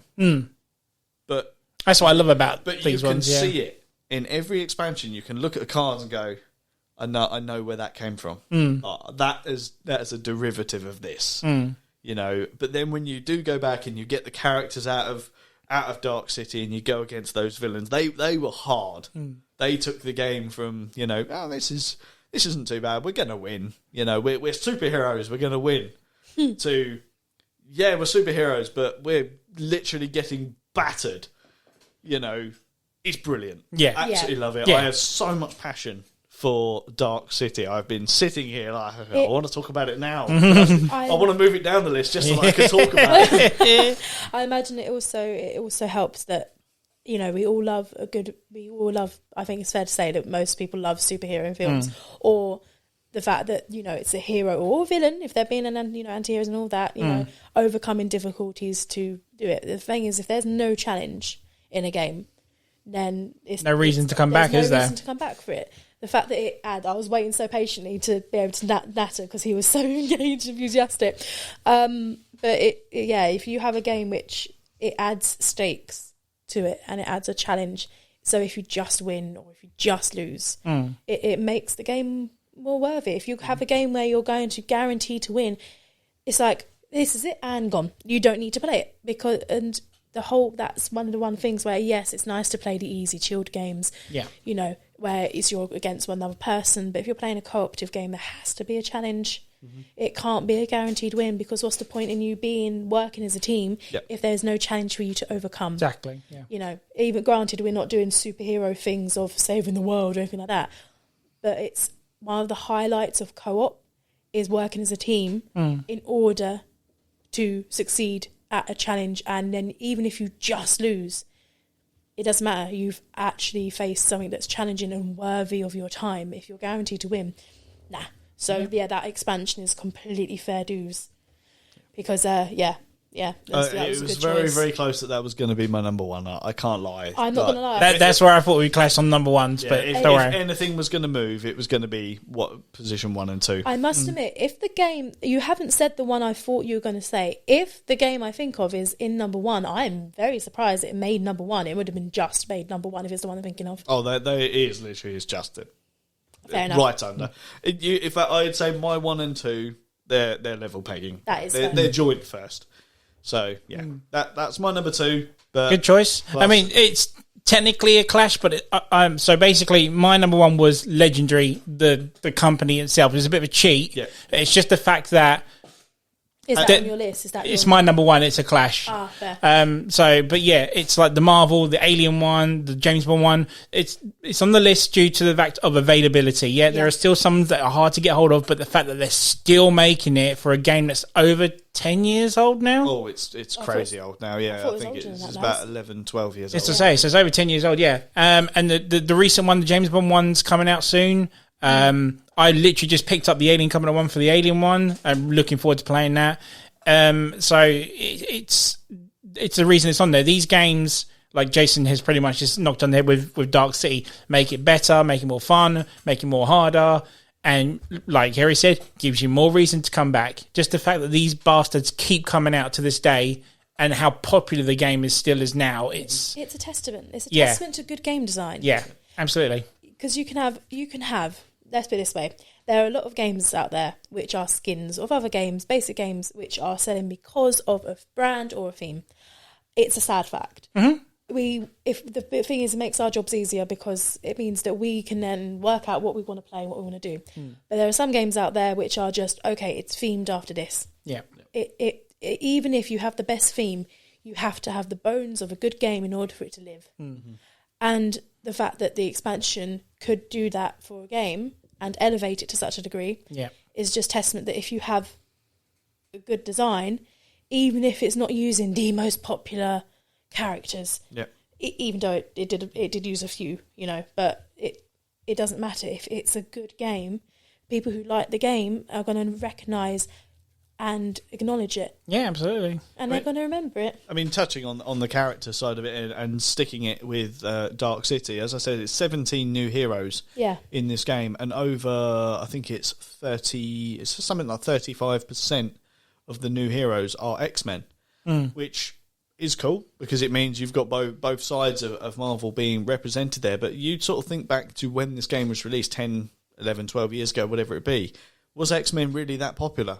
Because the answer's no. And there's also another X-Men expansion, isn't there, on top of Dark City? So in fact, I think there's another 3 now because they released even more last year. But you go back to when this came out, and so many of those characters were X-Men, and they weren't like, oh, it's Wolverine, or it's Magneto, and all that. It wasn't. It was the lesser known ones, which I really liked about it. And I say it wasn't popular at the time. It's like, yes, you had some of the X-Men movies that were out, but it was in that really dull period where the X-Men movies were not good. Yeah. So it's not like, oh, we're preying on the release of these movies, because they weren't. And it's the same with the base game. The base game came out when MCU wasn't a thing. Yeah. Or it was, but it was starting. It wasn't as I was about to say it was when it was just creeping now. It was just getting its footing. So they took a gamble on the theme of this game, and it paid off. And again, just to sort of completely wax lyrical about this expansion, it took off because of this expansion. And I think this expansion came out a year after the base game, so there was enough time for people to learn the base game, get used to it, start to get a bit bored with it, for them to then go, right, we've heard what you've said, here's the expansion you want. But touching upon the villainous legendary, just again very briefly, it's nice that they acknowledge that a concept from an expansion worked so well that it can be incorporated into a new core game. Exactly. It just illustrates both. It just illustrates the points more. Yeah, I could see why you were so itching to talk about this one. I'm sorry I couldn't pick one in particular, but it's just legendary themselves. I just love how they continue to keep their games going with expansions to this day, and that's why they're technically my number one. It's impressive. They're releasing 4 expansions a year at the moment. Yeah. It's crazy. And, with the MCU and the X-Men universes coming together, that's only going to get better. I mean, they've even started doing the live-action versions again, which I'm not too bothered about. I don't buy into the live-action ones, but, we've got a live-action Guardians of the Galaxy expansion coming now, which is cool. But, 4+ expansions every year is fantastic. Plus, as you said, you've got the James Bond version, you've got the Buffy version, you've got the Big Trouble in Little China, X-Files. Exactly. Alien, the lot. Yep. They're all in there, and they've done a fantastic job with it. And I hate to say it, it's all because of this. Yep. So, number 2 for me. Yeah, you're allowed that opinion. That is completely fine. Absolutely. So, so we're going to go... So, obviously, mine's done. We're going to go to the final number ones. It's number 1. So we're going to skip me completely because mine's done. Kerry, what's your number 1? This one is completely personal. I know there are going to be people out there who just go, the hell? Do you want me to hold him back now? No, because he has not played this game, so he cannot comment. Ooh. If he wants me to teach him this game, as I've been trying to persuade him for a long while, I am more than happy to do this. This game for me is one of my all-time favourite games. This game has a very special place in my heart. So yes, I am 100% biased. Okay. But for me, fair enough. It is Everdell. In terms of the in terms of the particular expansion, it's going to be Pearlbrook. Okay. So how many are there then? So in terms of expansions for Everdell, at the moment there are more on the way. I cannot wait. I cannot tell you how excited I am for this game. There are technically 3 expansions at the moment, but there's another 2. Okay. And they are the argument can be made that they're a little bit modular. You have to use the whole components from the expansion. But I will say modular because I'm going to do an argument, which I'm sure people are going to be angry about, but for me it's modular. Yeah. I'm lucky. I went all in on this. This is all big, go home. I love the base game. Absolutely love the base game. But the expansions saved it. All of them. Oh, really? Because I've heard good things about the core open design. The base game alone is amazing for me. I can understand why people debate. This is if you go on YouTube or lots of things, you'll often find that there's a debate between Everdell and Wingspan, to give you an idea. Oh, okay. For me, this game is massive on my list of all-time favourite games. This game is forever in my collection. This is the game that I was doing over lockdown. My mum is now officially into board games, and this was my... There's some games I probably... Go-to one with your mum. This is my go-to one with my mum. This one sees the table. Or if we have a day together, this one hits the table, and it's we call it the big game day. And this is what we mean. This will be the game we play. Just to give people context, so yes, I am most definitely a fangirl, not apologising for it. Right. Whether or not it's better than Wingspan, that's not the debate I'm having tonight. But the reason this is... Oh, actually, surprise. No, I'm joking. Surprise topic. But no, for me, Pearlbrook is the one that takes it in terms of expansions, because it improves upon elements within the base game, as well as adding other components. So, for context, for those who have not had Everdell, you are effectively trying to make a town, and against your opponents, you're all trying to make these separate towns. Whoever has the grandest town at the end of the game wins, and how you do that is whoever's got the most victory points. Okay. It is a game where you have buildings which have certain effects which tend to trigger different points. I won't go into details because I could rant all night about this one. And then you also have critters which are associated with that building. So, for example, general store. You can have the shopkeeper and things like that. General store. Nope, I think I've just made a mistake. General store, and there's a shopkeeper. It's the rabbit. They have interactions. So what happens is the buildings are what appeal to these critters who then come and live in your town. They expand upon your town. They help give you victory points at the end of the game. They all have varying effects. It could be helping you gain resources, which will allow you to buy critters and more buildings. Okay. And and also the art's just amazing. Is that enough of summation for the base game for you? So effectively, you're building a town. You've got a limited space within your town because you've got a large, limited plot of land. And it's a careful balance between you want to expand and get all the resources flowing soon, but you're limited in space. And you want to get all the high-profile, landmarks and buildings and critters. You want the kings, you want the queen to come in, all of that. Okay. That's like a base game thing. The reason why Pearlbrook is definitely going to be I love all the expansions, but Pearlbrook cinches the top spot for me. Okay. Is one, on the board, it's got these really, on the edges, they've got these really strange little shapes on the end. And that's because each expansion slots in perfectly on the end of each board, on the side of the main board. To the main board. Oh, wow. It was designed with this in mind. It's beautiful. The artwork lines up perfectly with it, and it's stunning.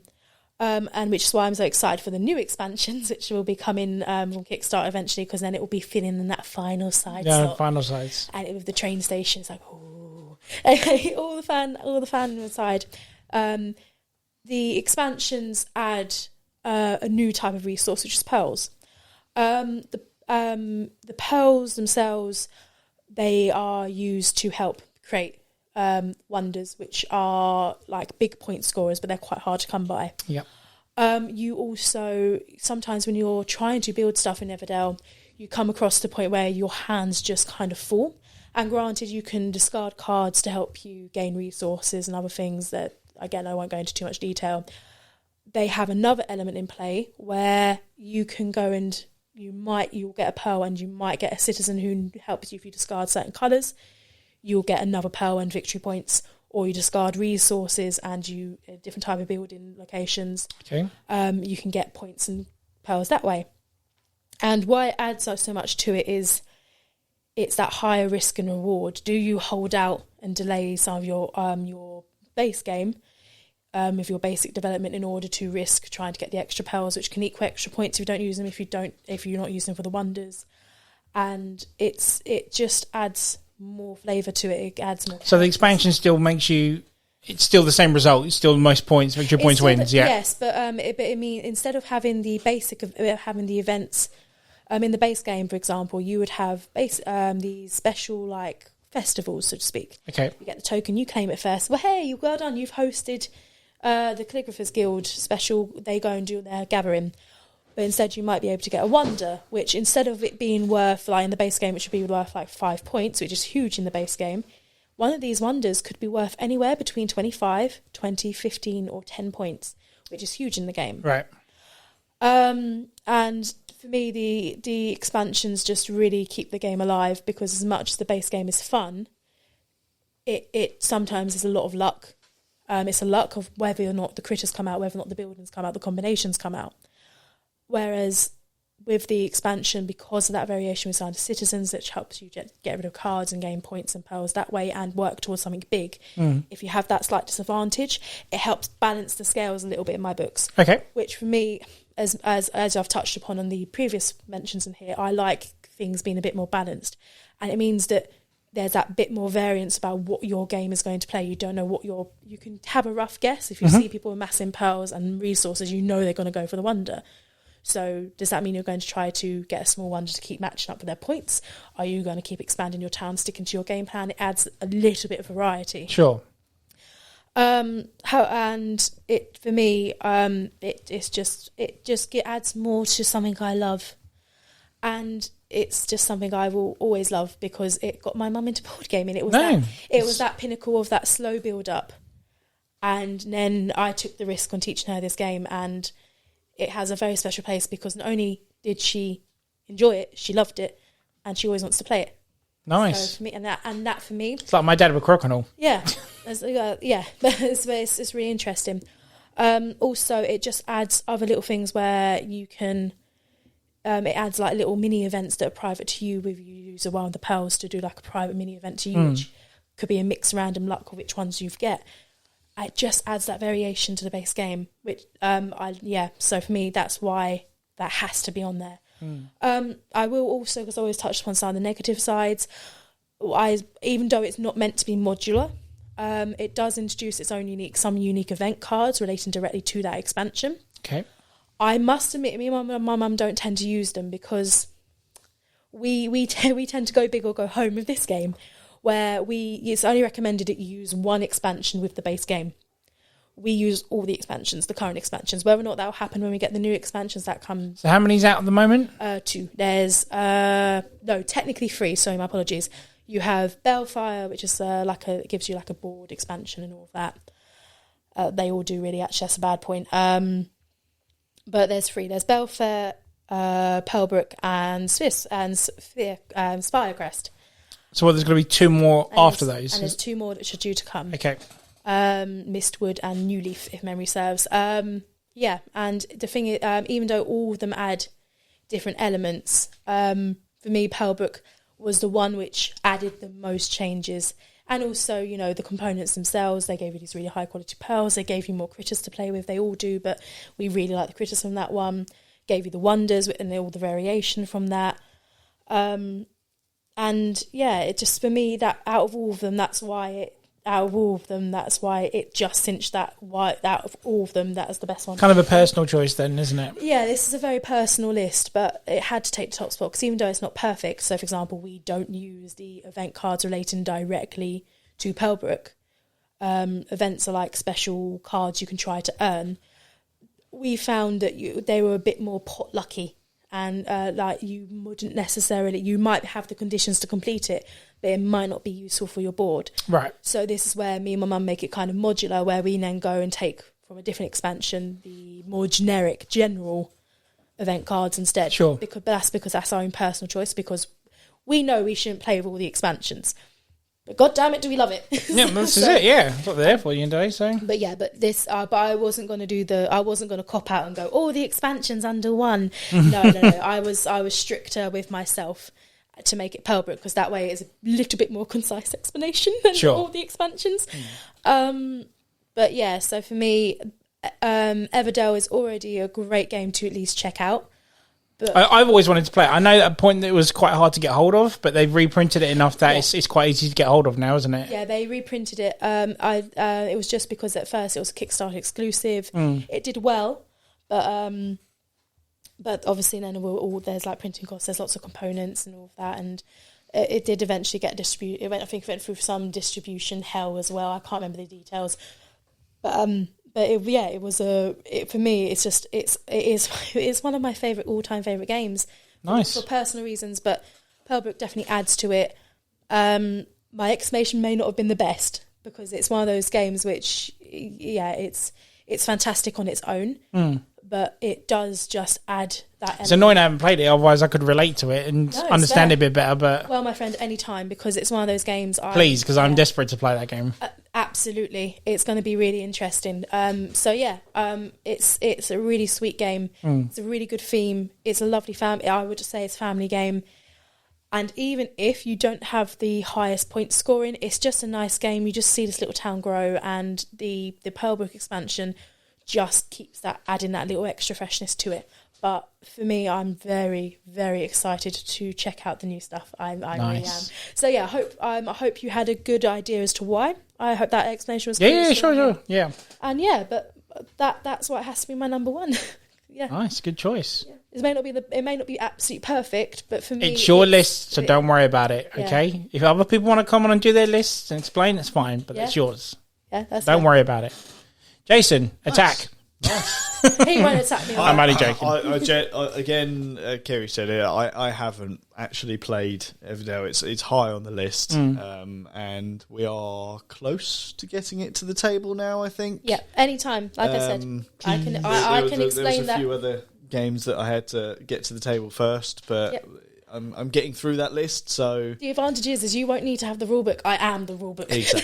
Exactly. So yeah, hopefully we will get that to the table very, very soon. Nice. Okay. The final one, sir. Final one. Well, is it going to be what I think it is? It more than likely is. This is the one I was referring to earlier in the other episode. So anyone who managed to get it right, congratulations. I am number one. Is my expansion for Flashpoint. Yes, I knew it. It is the Tragic Events expansion. Absolutely good choice, my friend. Yeah, this game. This is the hard to get one, is it? This is the hard to get one. Now, I can safely say my personal copy does not have this expansion because I can't get it. Shit. It's so hard to get. Wow. They put it back in print, it sells out immediately. Instantly. It's really, really hard to get. So I've got it on Amazon wishlist, I've got it on Satu, Magic Man House, the lot. I've got them all set to notify me the second it comes in. And has been for the past year.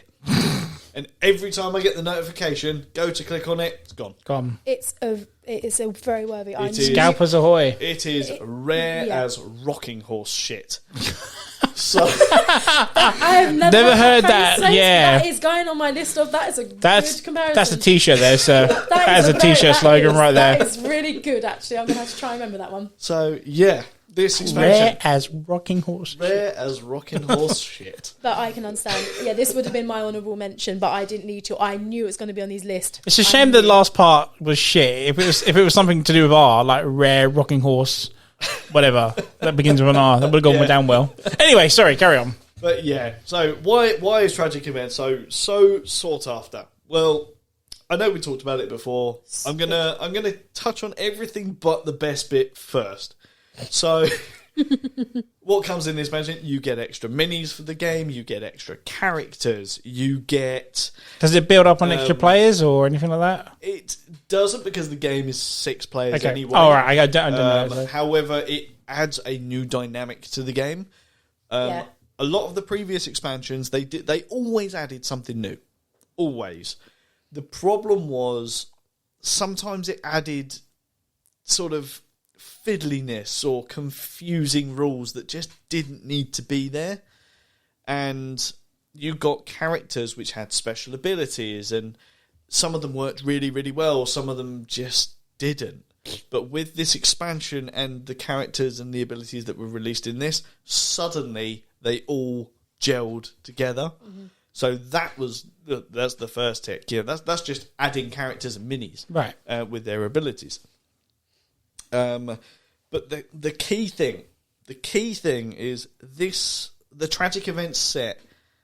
It actually set out to change how you played Flashpoint. So its whole purpose was to take the base game and go, this needs an overhaul. This is how we're going to do it. We're going to release it. And it's the last expansion they did. Right. And this was in 2017 they released this. So it's a long time ago that they released this. Because everyone has unanimously says that the game is now spot on. You have nailed the game with the expansion. So, yeah.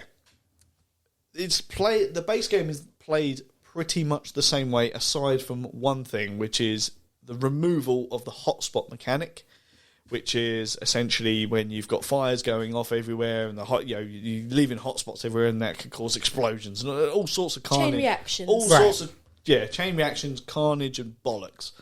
Hotspots get hot, the flames are nearby. Boom! You've suddenly got a rush of flames. Yeah. in a nutshell reason, but this is what it does. Right. And what it does is it replaces that mechanic with an additional 2 decks of cards, which is a fire deck and an event deck. So once you're removing that hotspot mechanic, essentially every turn you're going to be revealing events, which they're good, they're bad, and they're bloody horrible. There's a nice mixture. There's a nice variety in there. At the beginning, the events come out pretty slowly. As, fire's just started. It's just going to slowly build up. But as the fire begins to ramp up, so does the insanity and just pure intensity of event. And, of course, events mean fire. And suddenly, it's starting to expand. And it just worked so much better than the hotspot, because the hotspot was predictable. It was predictable. That was its problem. It's predictable, and it's a game about fire. Fire is the most unpredictable thing on planet Earth. It's like the weather. Even the weather has some kind of predictability to it. If I set a fire. Right now, hang on a minute. I do have a problem with fire, don't I? You do, my friend. You do. Yeah, You're a fire starter. Exactly. Twisted fire starter. I could go out in the garden right now and set a fire. We wouldn't have a clue what would happen. We'd have a rough idea that it would expand. But which way is it going to expand faster? Is there something out there that's far more flammable, and all that kind of stuff? And that's where the event side of it comes in. You get, there's extra people that you need to rescue and all that kind of stuff. It took the predictable element and made it unpredictable but not unbearable. Right. So it didn't make it brutal. Again, it's a co-op game, needs to be hard. The first game was hard until you learnt it. Once you learnt it, it was so simple. Because like you said, the predictability of it is up. Well, the unpredictable side of it is we still need to go around and find out where the people are that we're saving. But the predictable element is the fire itself. You could actually get to a point of going, right, I'm going to go over here because the fire is going to go there. And it would. Right, okay. It's like, okay. You could predict if the challenge of the game was you have to work around the fire, and then if you knew the game well enough, which we did, you could know where the fire was. The fire wasn't the threat. The threat was you not finding the flipping people tokens. Yeah. That was the challenge of the game, and that was random chance. When then fire's going to spawn there or whatever sort of thing. Exactly, you knew where the fire was going, so therefore you could place. And if you work in a team, which a co-op game you know the game well enough, it got to the point where because we knew and understood the game, we could tell what we had to do, and it became almost like clockwork. Don't get me wrong, it wasn't every time. So is that like with Villainous, because you've played it enough, you knew it was going to do that, or do you learn that straight off the bat? This is actually where I would say that the conversation becomes very interesting, because half the problem with the game was actually caused by one expansion, and it's an expansion we talked about last time because we really laughed and joked about it, which was the rescue dog. Yeah. As Kyrie has just alluded to, the game became a case of random chance of going around and finding the people. As soon as that dog came out with the mass movement, there was no challenge because it could get round the whole place in one turn. Yeah. Yeah, which meant that any tiles which were flipped, which didn't have people, they get discarded and then they get replaced because you have to have X amount of tokens on the board at all times. Okay. Until they're rescued, and then you get the new ones out, and that's how the game progressed. Gotcha. But the point is you are in turn. It kind of sorry, Jason, I'm taking it here. The problem is it kind of went against the theme of the game because you're meant to be firefighters, not let's go into this building, keep that suppressed, and I mean it kind of and is let the dog do everything. and let the dog do everything. I mean, granted, we had days where we just didn't play as a dog and it made the game harder again.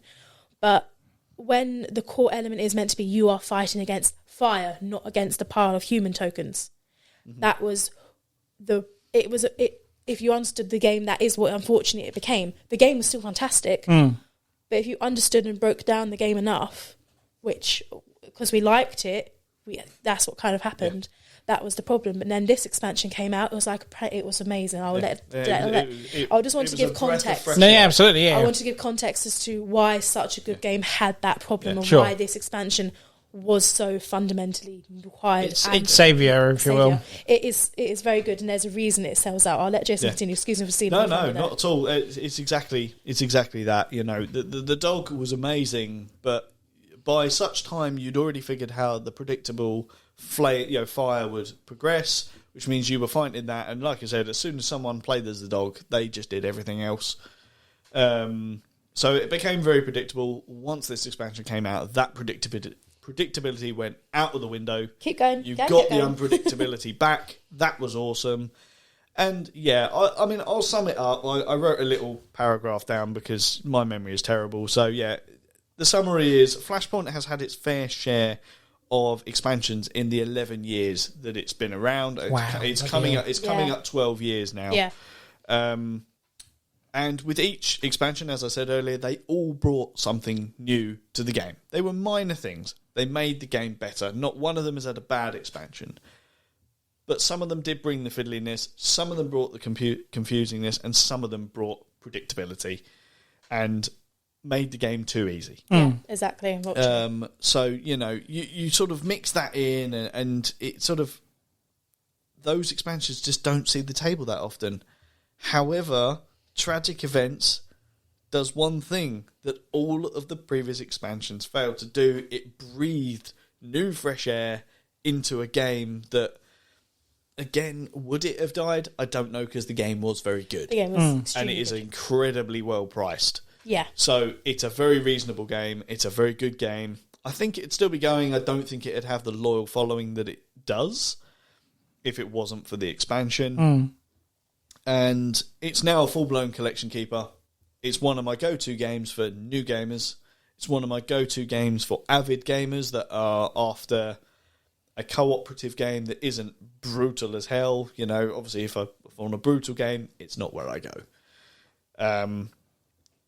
As I said, it's a dual first spot between this and Dark City. They both hold very dear parts in my heart for the various reasons. But it changed a game so drastically without damaging its core fundamentals. Right. And that's what I thought was so well done. For an expansion. For an expansion. Yeah. And again, an expansion that came out 6 years after the game first came out, and the fact that they've not felt the need to do another one since. The company has even come out and said, we don't need to. Yeah. Yeah. And it's nice, but it's also really refreshing that a company's also done that, because they could keep adding new maps. They could keep milking it, essentially, couldn't they? They could, but they've understood. They respectfully have gone like, no, we fixed the problem. Which also the expansions did help with that problem with the predictability, but it didn't change. It didn't fix the problem, which was even with the maps, that problem we described earlier kept happening. Yeah. But with that, the unpredictability of that deck, the hotspot's gone. You can't predict that anymore, and it added that back. That, oh God, we've really got to fight. We've really got to think this through. We've really got to pull together and work together as a team to do this. You actually felt, even though obviously I could never claim to be like a firefighter, because obviously they do such an amazing job, but you really felt as if you were then fighting against this beast, which is this fire, trying to get these people out, trying to do this job. And even though it is just a board game, you felt that pressure. And the fact that it also consistently does that, you can go and play this game at any point. You can also play it with those maps as well, if memory serves, if you really want to change up as well. But even if you just play the base map without any of the other expansions and just that alone, you can just keep replaying and keep replaying. And it just adds that replayability and that element, that role playing, if anyone's into that, that real risk and that real challenge. So yeah, it was a very good choice, Jason. From what I understand as well, they are talking about doing another printing of the base game at some point, or a version, should we say. I think they're on like 4th printing of it now. I believe they stated by the 5th printing they are going to remove the hotspot mechanic, full stop, and it'll be replaced. The problem I see with that is then where does Tragic Events stand? You know, if you've done that, why would you then need to reprint Tragic Events, which they need to do? Yes, because it's so rare. People want it. You know, would I go out and rebuy a new base game if they installed it in that? Probably. If you didn't have the Tragic Events. But the thing is, if this is an interesting point when it comes to expansions, because they've changed something so fundamental with the game. Well, I say change fundamentals, they've kept the core part of the game there. I can kind of see why they'd want to reprint the core game, because it's like with Dark City, as you mentioned. Because it has done so well, and they made like the villains legendary, because the mechanic was so good, they made a new core box with that. If they can't keep printing the expansion, and they have something that works so well, and, you know, it would remove the issue of reprinting and scalpers. So it would remove that. So yes, I see your point as to where would that leave Tragic Events? But if they incorporate with the reversion, if they incorporate with the reversion Tragic Events into that base game, it would also alleviate the pressure it would remove the pressure. So for those who've already got the base game and Tragic Events, I can kind of see, because obviously people would have to buy the core game. I see the point you're trying to make. But it just means that it means that it will take the bottom out of the market for all those new players who've heard about it. Yeah. Does that make sense? Yeah, exactly. So it is a problem, and I can see why you brought it up, but at the same time, it could also ease the problem in a manner. Yeah. So. I will say, I mean, this is a really surprising point. You know, we're talking about scalpers. There isn't one version of this on eBay, not even scalper prices. Really? That's how rare this is. Jesus. It's so hard to get. But the thing is but they're out there. But the thing is, it's refreshing in a way, because if anything, that's a massive compliment to the game as well. It is. Because if you've bought it because you want to play the game, it's because you like the game. Yeah. So again, I think that, and you don't want to resell it. Yeah. So it's a nice compliment. So even if you break down the game like we do, and we really get into nitty gritty of the mechanics and all of that, the fact that this is still one of those games where you can work it out, but you still aren't guaranteed to win now. It's still nice, and it is definitely one of those games which stays in someone's collection. And even if it doesn't see the table as often as we do nowadays, because we play so many games in order to help with podcasts, in order to keep things going, it's still so fondly looked at by anybody who's played it, especially with that expansion. That it's just you wouldn't even think about selling it. It's one of those games which is a jewel of a collection, like Mansions of Madness is for me and Juan. Yeah. It's one of those games which is a jewel for a different reason, and that's because it was polished, because it was polished to a shine with this expansion. I've probably played this game upwards of 50 plus times. I'm kind of gutted for you that you don't have it, because you like it. So that's the thing, is I have the base game and I have many of the expansions. Where I've played this 50 plus times, I can safely say now, hand on heart, the second I get that expansion, I'm going to be playing it at every game night. That's fine, and every game night for a good couple of weeks at least. Right there with you, buddy, because it's been a while since I played it with that expansion. And I've never played it, so another reason for me to come over and give it a go. And you're always welcome at our board gaming tables. Oh, yes. You are. I love it. Even if it's like a personal favourite or any game, you're always welcome to join us. Let's have it. But yeah, that's my number one. Good pick, sir. It was tough. Like that was tough to pick between 1 and 2, but count them. I think they were all good picks in today. We only clashed once, but I think we knew that in advance that was going to happen at some point. Yeah. I'm just glad it was lower down than, getting the clash over and done with. And fucking hell, I'm already down one. So we'll go to any honourable mentions at all before we head off? My honourable mention was only going to be Flashpoint. I knew it was going to be Jason's Sure. number one. It's one of those, like, who's your favourite DC villain? It's going to be the Joker. Most people are going to say the Joker. I didn't need to mention it. I knew it was going to be somewhere on Jason's list. And yeah, Jason's much more concise at explaining why it's good in a good expansion than I am. Nice. So, but yes, and I wanted to stir. I must admit, I wanted to stir the pot. I thought with my grey list of meh, I was going to stir a reaction from Jason. He was surprisingly well restrained. So yeah, that was a surprise. Oh yes.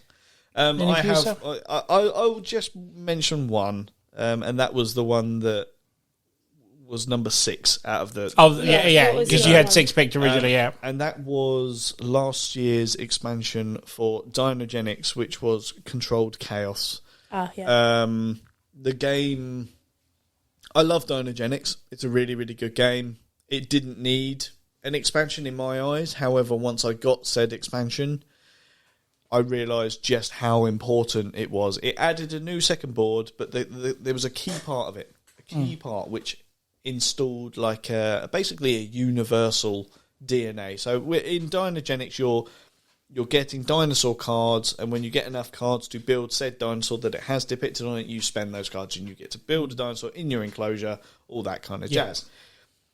It was really dependent on those cards. You had to be able to pull those cards, buy the cards, whatever it be. Whereas in Controlled Chaos, they installed basically just a DNA thing. So imagine Jurassic Park, they're mixing dino DNA with, was it like frogs or something like that? I think imagine that's what it is. Right. It's frog DNA. You can get that, Bingo, which means Dino DNA. Exactly, bingo, Dino DNA. Hello, John. Hello, John. Hello, John. Hello, John. But yeah, as long as you have one card for the dinosaur that you want to create, you've got the base of your dinosaur. You can then use those blank DNA tokens to fulfill the rest of the requirements. That was really cool. That was a massive game changer. Yeah. And obviously, the rest of the expansion installs aquatic dinosaurs. It like I said, you had extra markets where you could buy stuff from. All of that stuff was lovely, but that particular part changed the game. Yeah. For the better. And the game was great to start with. I'll happily play it without the expansion, but knowing that that's there, or that that's an option, I'd rather have that. And to be honest, the reason it didn't make the list is purely and simply because the game doesn't see the table all that often. Not because it's a bad game, but because of the size. Sure. It's huge. It is a major table hugger. We couldn't play it on this table. No. It's that big. And that's the base game. You're then adding another board and more stuff. It's just too much. It's worth it, but it's too much. It is, yeah. And because it doesn't see the table all that often, that's why all of the others see the table more, so it had to come off the list. And that's fair. But it was worthy to be there. It was definitely worthy to be there. I know there's thousands of expansions out there that people will be screaming at me for going, oh, you didn't install this. Just remember, I haven't played every game. This is it. Yeah, that's true. As much as I give it a bloody good try, I haven't played every game. It's like you haven't played your every game. picks. Is like mine are purely based on what I own, so that's why they're in mine. Whereas I'm sure yours are the same. Whereas mine are more personal based. Exactly. The ones which Yeah. left more of an impression. But then again, that's why we're here. You throw out the recommendations. Like I said, there's loads I want to play that you have, as well as what Jason has. So, to be honest, I'm eyeing up Pure Unfathomable. I cannot wait to play that. I can't wait to play it. I still haven't played it. I've only just learned the frigging rules, let alone play the games. But the board for that is as big as this table. Yeah. You cannot fit it on this fucking thing. It's crazy. But you've got so many games that I want to actually legitimately play. It's the same with Jason. It's like when I was on that episode, I wasn't even paying half the attention because I was just like, I want to play that. I want to play that. I want to play that. I want to play that. Yeah. But yeah. I'll go very quickly on my ones. So mine's going to be the opposite of yours, which is Dinosaur Islands expansion. Yep. Yeah, Again, adds a 5th player. Again, I welcome any expansion that gets an extra player on it. Aquatic dinosaurs. It's essentially the same as yours, just the Dino Island version. due to board expansion, I put which was going to be on the list, but I changed it to Scythe, was Ante-Up for Western Legends. Okay. It makes the board bigger. You can travel it via train. Yeah. Adds a new poker game to it as well, new bandits. So that's another reason why that was going to go on there. Nice. Small Worlds, due to the fact it has small and big expansions, like we were talking about on the question earlier. Yeah. Dead of Winter, The Long Nights. Yeah. I love the whole creepy aspect of that laboratory. Going there and finding a different species of zombie there.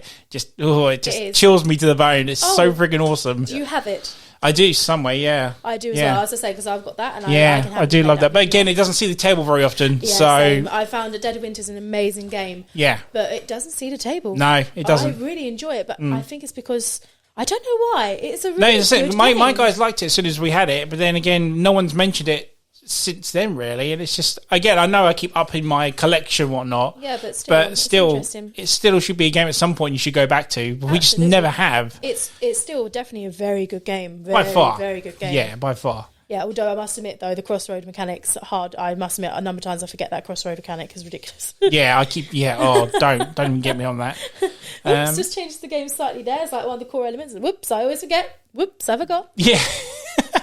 Oops. But then there's other things like feed this colony and then do this and then do that. It's that bit I can do fine. It was just for some reason I just always forgot every single time. Anyway, sorry. No, that's right. Again, 5th player expansion for Blood Rage.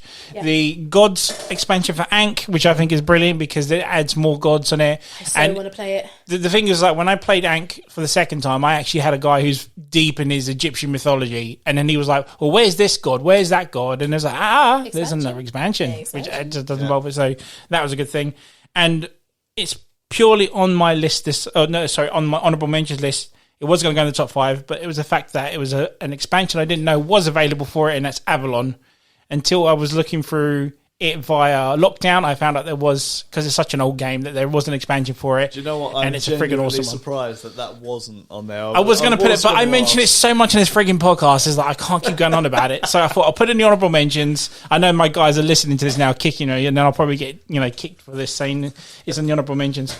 But yeah, that's my honourable mentions. Nice. On that one. Nice. There's been some really, really great expansions talked about today. Yeah, by far. And I'm sure, like you said, the better ones out there. But again, I don't know if I don't own them or if you guys don't know them. So and this is where doing something like this is great because if we are wrong, there's ways to contact us. Absolutely. Let us know. Tell us what games people think are one, great, and two, why they're great with certain expansions, and we're more likely to. We're happy to put go them towards the top of the list. Yeah, I'm more than happy. Like I said, my list is the grey list of generalness because, like I said, 2 of my games were more casual games instead of the really deep ones. But that's because the personal stories and also because they were just interesting because they changed dynamically. There might be another little casual game out there which has expansion which will blow my little mind. Yeah. But it will be fascinating. And the thing is it's always discussing games. And discussing games is what discussing the things we love. We discuss the things we love, and if there's something we come across which becomes a new favourite, absolutely, just because it's always happy to give a new game a go. Always happy to do that. Exactly. And exactly. I will jump in and just say, anyone that recommends me an expansion for fucking Cards Against Humanity, I'll kill them. You don't need to kill them. No. There's this now, joking. No, you don't need to kill them. Party games, not me. Fair enough. Oh, so you're not going to be on that episode then? I've got party games that I could talk about. But you don't want to play them anymore. They're not stereotype ones. No. Note to self, I will not come on that episode because party games I don't have that many of, and unfortunately that would have been one of them. I think I would have. Fair enough. But thank you again for the invitation. No, thank you for coming on, guys. It's been a pleasure. Really appreciate that. And again, some great recommendations, some games I'm desperate to play, and hope we get to play them very, very soon. And on that note, we'll finish it there, guys. If you if you enjoyed what you listened to, follow us on Facebook at the M.T.V.B Podcast, or on Instagram at M.T.V.B Podcast, or on TikTok at M.T.V.B Podcast 1 and 7, or on Twitter M.T.V.B Podcast 1. That's so many M.T.V.Bs on there. So in the meantime, I'm signing off with Ant-Man, Jason from If Minded, and Kerry, and we're all saying goodbye, guys. Goodbye.